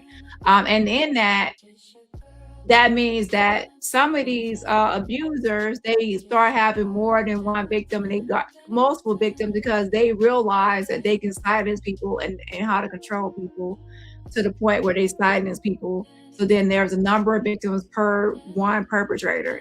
So yeah, that's a lot to it. So when you think about SA, don't think about, okay, the person was SA and that's the end of the story. No, it goes into their job, their children, it goes into their relationships, it goes into all aspects of their life that can be impacted by the situation. Okay, went to that auto shop. If I took his car, like, and it's a court and like they have surveillance or whatever like that, if I had anything to do with stealing his car or something like that, I would be in jail. Like, I would have had a record or something like that. Detectives went to that auto shop to get the recording to see like what happened, and I'm pretty sure they seen on the recording that he threw the keys in the car in that minivan. They seen that I got in the minivan, and they seen that he threw the keys in there. If they didn't see that, I would have been arrested for stealing the car. Well, I'm not arrested for stealing the car. So you take off in the car, right, and you go to the hospital. You crashed the car that day? I crashed the car that day because I was out of it. So in my mind, I was having like I don't know what Where did call you it. crash the car? At the hospital or No, before I you got to crashed the the car hospital? around I think like Vine Street, like 51st and Vine or something like that, in West Philly. But in my head, I was having like a delusion, so I thought that I was like in Mario Karts. I thought I was in a video game. That's if you Google with bipolar, you should understand what I'm trying to say. But in my mind, I was like in a video game, and I was doing the Mario Kart. So I had crashed the car, and the car I believe had drugs or guns in it. That's why he was upset, and that's why after the fact we was arguing and stuff like that because he was trying to look. He was trying to find the car. He was trying to find the car because it had stuff in it. Oh, so that's why And he he was didn't want to manic. either get in trouble or get killed for from whoever drugs it is, whoever drugs and guns it is. He didn't want to either get killed by that person or get locked up. He already told me he wasn't going back to jail. He said he would die before he go back to jail. He been saying that from the last time he was locked up. My. So So that's he probably had. what they talking about by saying the argument had caused them to have a manic episode. But that wasn't my fault because he threw the keys in the car and he knew that I wasn't in my right state of mind. I kept trying to ask him to take me to the hospital. Did you crash the car before or after you made it to the hospital? This was before. This is leading up to me going to the hospital. Okay, so you had already crashed his car. How would he find out that you crashed his car? You called him? Oh no! Once I made it to the hospital, I don't know how I made it to the hospital, but eventually I found my way to the hospital. And once I got to the hospital, they gave me medicine and stuff like that. I wasn't even in the hospital for 24 hours. They gave me medicine, and then I started coming back to reality. And then once I came back to reality, I told him, like I, texted him and called him and stuff like that, and told him what happened with the car. And he was looking around the neighborhood for the car. So that's probably what caused him to have a manic episode, but it still wasn't my fault because... Is that why he had the knife? He was going to use the knife to get in the car or something? No, he had the knife because I think he was having an episode like where you go crazy and stuff like that. So I think he was having an episode. Either he wanted to die by suicide by cop or he was having an episode. That's what I believe. Because I felt as though like either he was going to get in trouble by the cops and he already said he's not going back to jail. And he meant what he said. So either he had an episode, like he really went crazy because he was stressed out about the car, and he went crazy and he didn't know what he was doing. Like he didn't know that he had the knife in his hand. Like he couldn't control what he was doing, basically. Or... And you didn't know where you left the car? Yeah, we couldn't find a car. So he was probably just panicking. Like he was panicking. The police showing up. There was a lot going on in his head. He's bipolar. He has medication. It's probably just a lot going on. Yeah, that's crazy. And that's probably why people are saying like, you are to blame because exactly, but it's not because he threw the keys in the car and I asked him to take me to the hospital. And I told him beforehand, before I even had the episode, like way before, I always told him what to do if he ever seen me have an episode. I told him what to do. I said, call the cops or take me to the hospital. I've been telling him that for the longest. But he threw the keys in the car knowing that I was out of it. And if I had anything to do with it, them cops with it, no detectives ever called me or tried to contact me or said it had a warrant out for my arrest or anything like that. Like I've been to the police station since that happened. It's like cops that ran my name. Like I have a driver's license, so I done been pulled over by the cops before. I never had a warrant out for my arrest or anything like that saying that they wanted me to come in for questioning. If I had anything to do with that, it's common sense that the cops, detectives, somebody would have wanted to talk to me. That's common sense. Here's the thing. With all the stuff that happened with Walter Wallace, her name is not coming up as a part of the whole thing. The whole thing is he was unalived by police. So some people can say, well, you are a part of the story initially, that before anything, ultimately, if someone is shot by police officers and there's some sort of settlement, then you have to go by who pulled the trigger. No matter what happened before something happened, argument or whatever, at the end of the day, he was unalived by police. So that's who's to blame, is the police, okay? Yeah. I can get into an argument with you right now. You could be angry, upset, or whatever happens, and then you can leave. And if you are unalived by police, I'm responsible for the argument, but I'm not responsible for you being unalived by the police. And I'm not gonna carry that weight, okay? On my shoulders. yes, I can feel bad, like, oh my God, they left the house or they left in this state of mind, and if they didn't leave in this state of mind, then this or that, but ultimately I'm not the one that unalived the person, so I'm not going to blame myself for it. Okay. Now some people will blame her, but she's not the one that did it. The police, he was unalived by police, and that's why the police were responsible, and there was some sort of settlement with the police for the Walter Wallace. Because So they that wanted to day, know. his brother and his sister called the police. His brother If called anything, asking his for an sister. ambulance. No, if anything, his sisters is the reason why he got killed. Because what they said on that recording when they was talking to the cop operator, what they was saying, the stuff that they was saying, but They that's said he gonna was hitting cause his mother and his father. right. And then he got a background of domestic violence and stuff like that. Why are you saying all that? They're gonna come Absolutely. there hostile. Absolutely. You didn't call the police that day? No, I didn't call. I was in the hospital myself. When his body was up the street, I had just got on the block, and I had just got on in front of my house. And I had called the cops because me and my sister was arguing, and I had did something, and she had busted out my windows to my house because I had busted out her windows. Oh, you was So having a long day. yes, a very long day. So when she busted out the windows to my house, when I called the cops, the same cops that was up the street after they didn't just killed him was the same cops that came to my house. When I was telling them what was going on and how my baby father this and that, the cops' face started turning pale because they put two and two together. At the time, I didn't know his body was up the street. So when I started telling the cops like what was going on, and I was mentioning my baby father and his name and stuff like that, the cops started turning pale and started getting real nervous. And at the time, I didn't know why they was getting nervous. I know how to read body language. So at the time, I didn't know why they was acting nervous. But now that I know what happened, they was acting nervous because they realized that I didn't know that his body was up the street. So you have this bipolar episode and you pretty much lose everything in one day. Your boyfriend, your Well, he wasn't my kid. boyfriend. We just had a kid together. He was never my boyfriend. I was never his girlfriend. He was just somebody like friends with benefits. I never was his girlfriend. Okay. Okay. Um, so I'll say you lost Walter, your kids, your windows, Exactly, yes. My um, mind. your mind. It's a lot happened all in one day. Um, wow.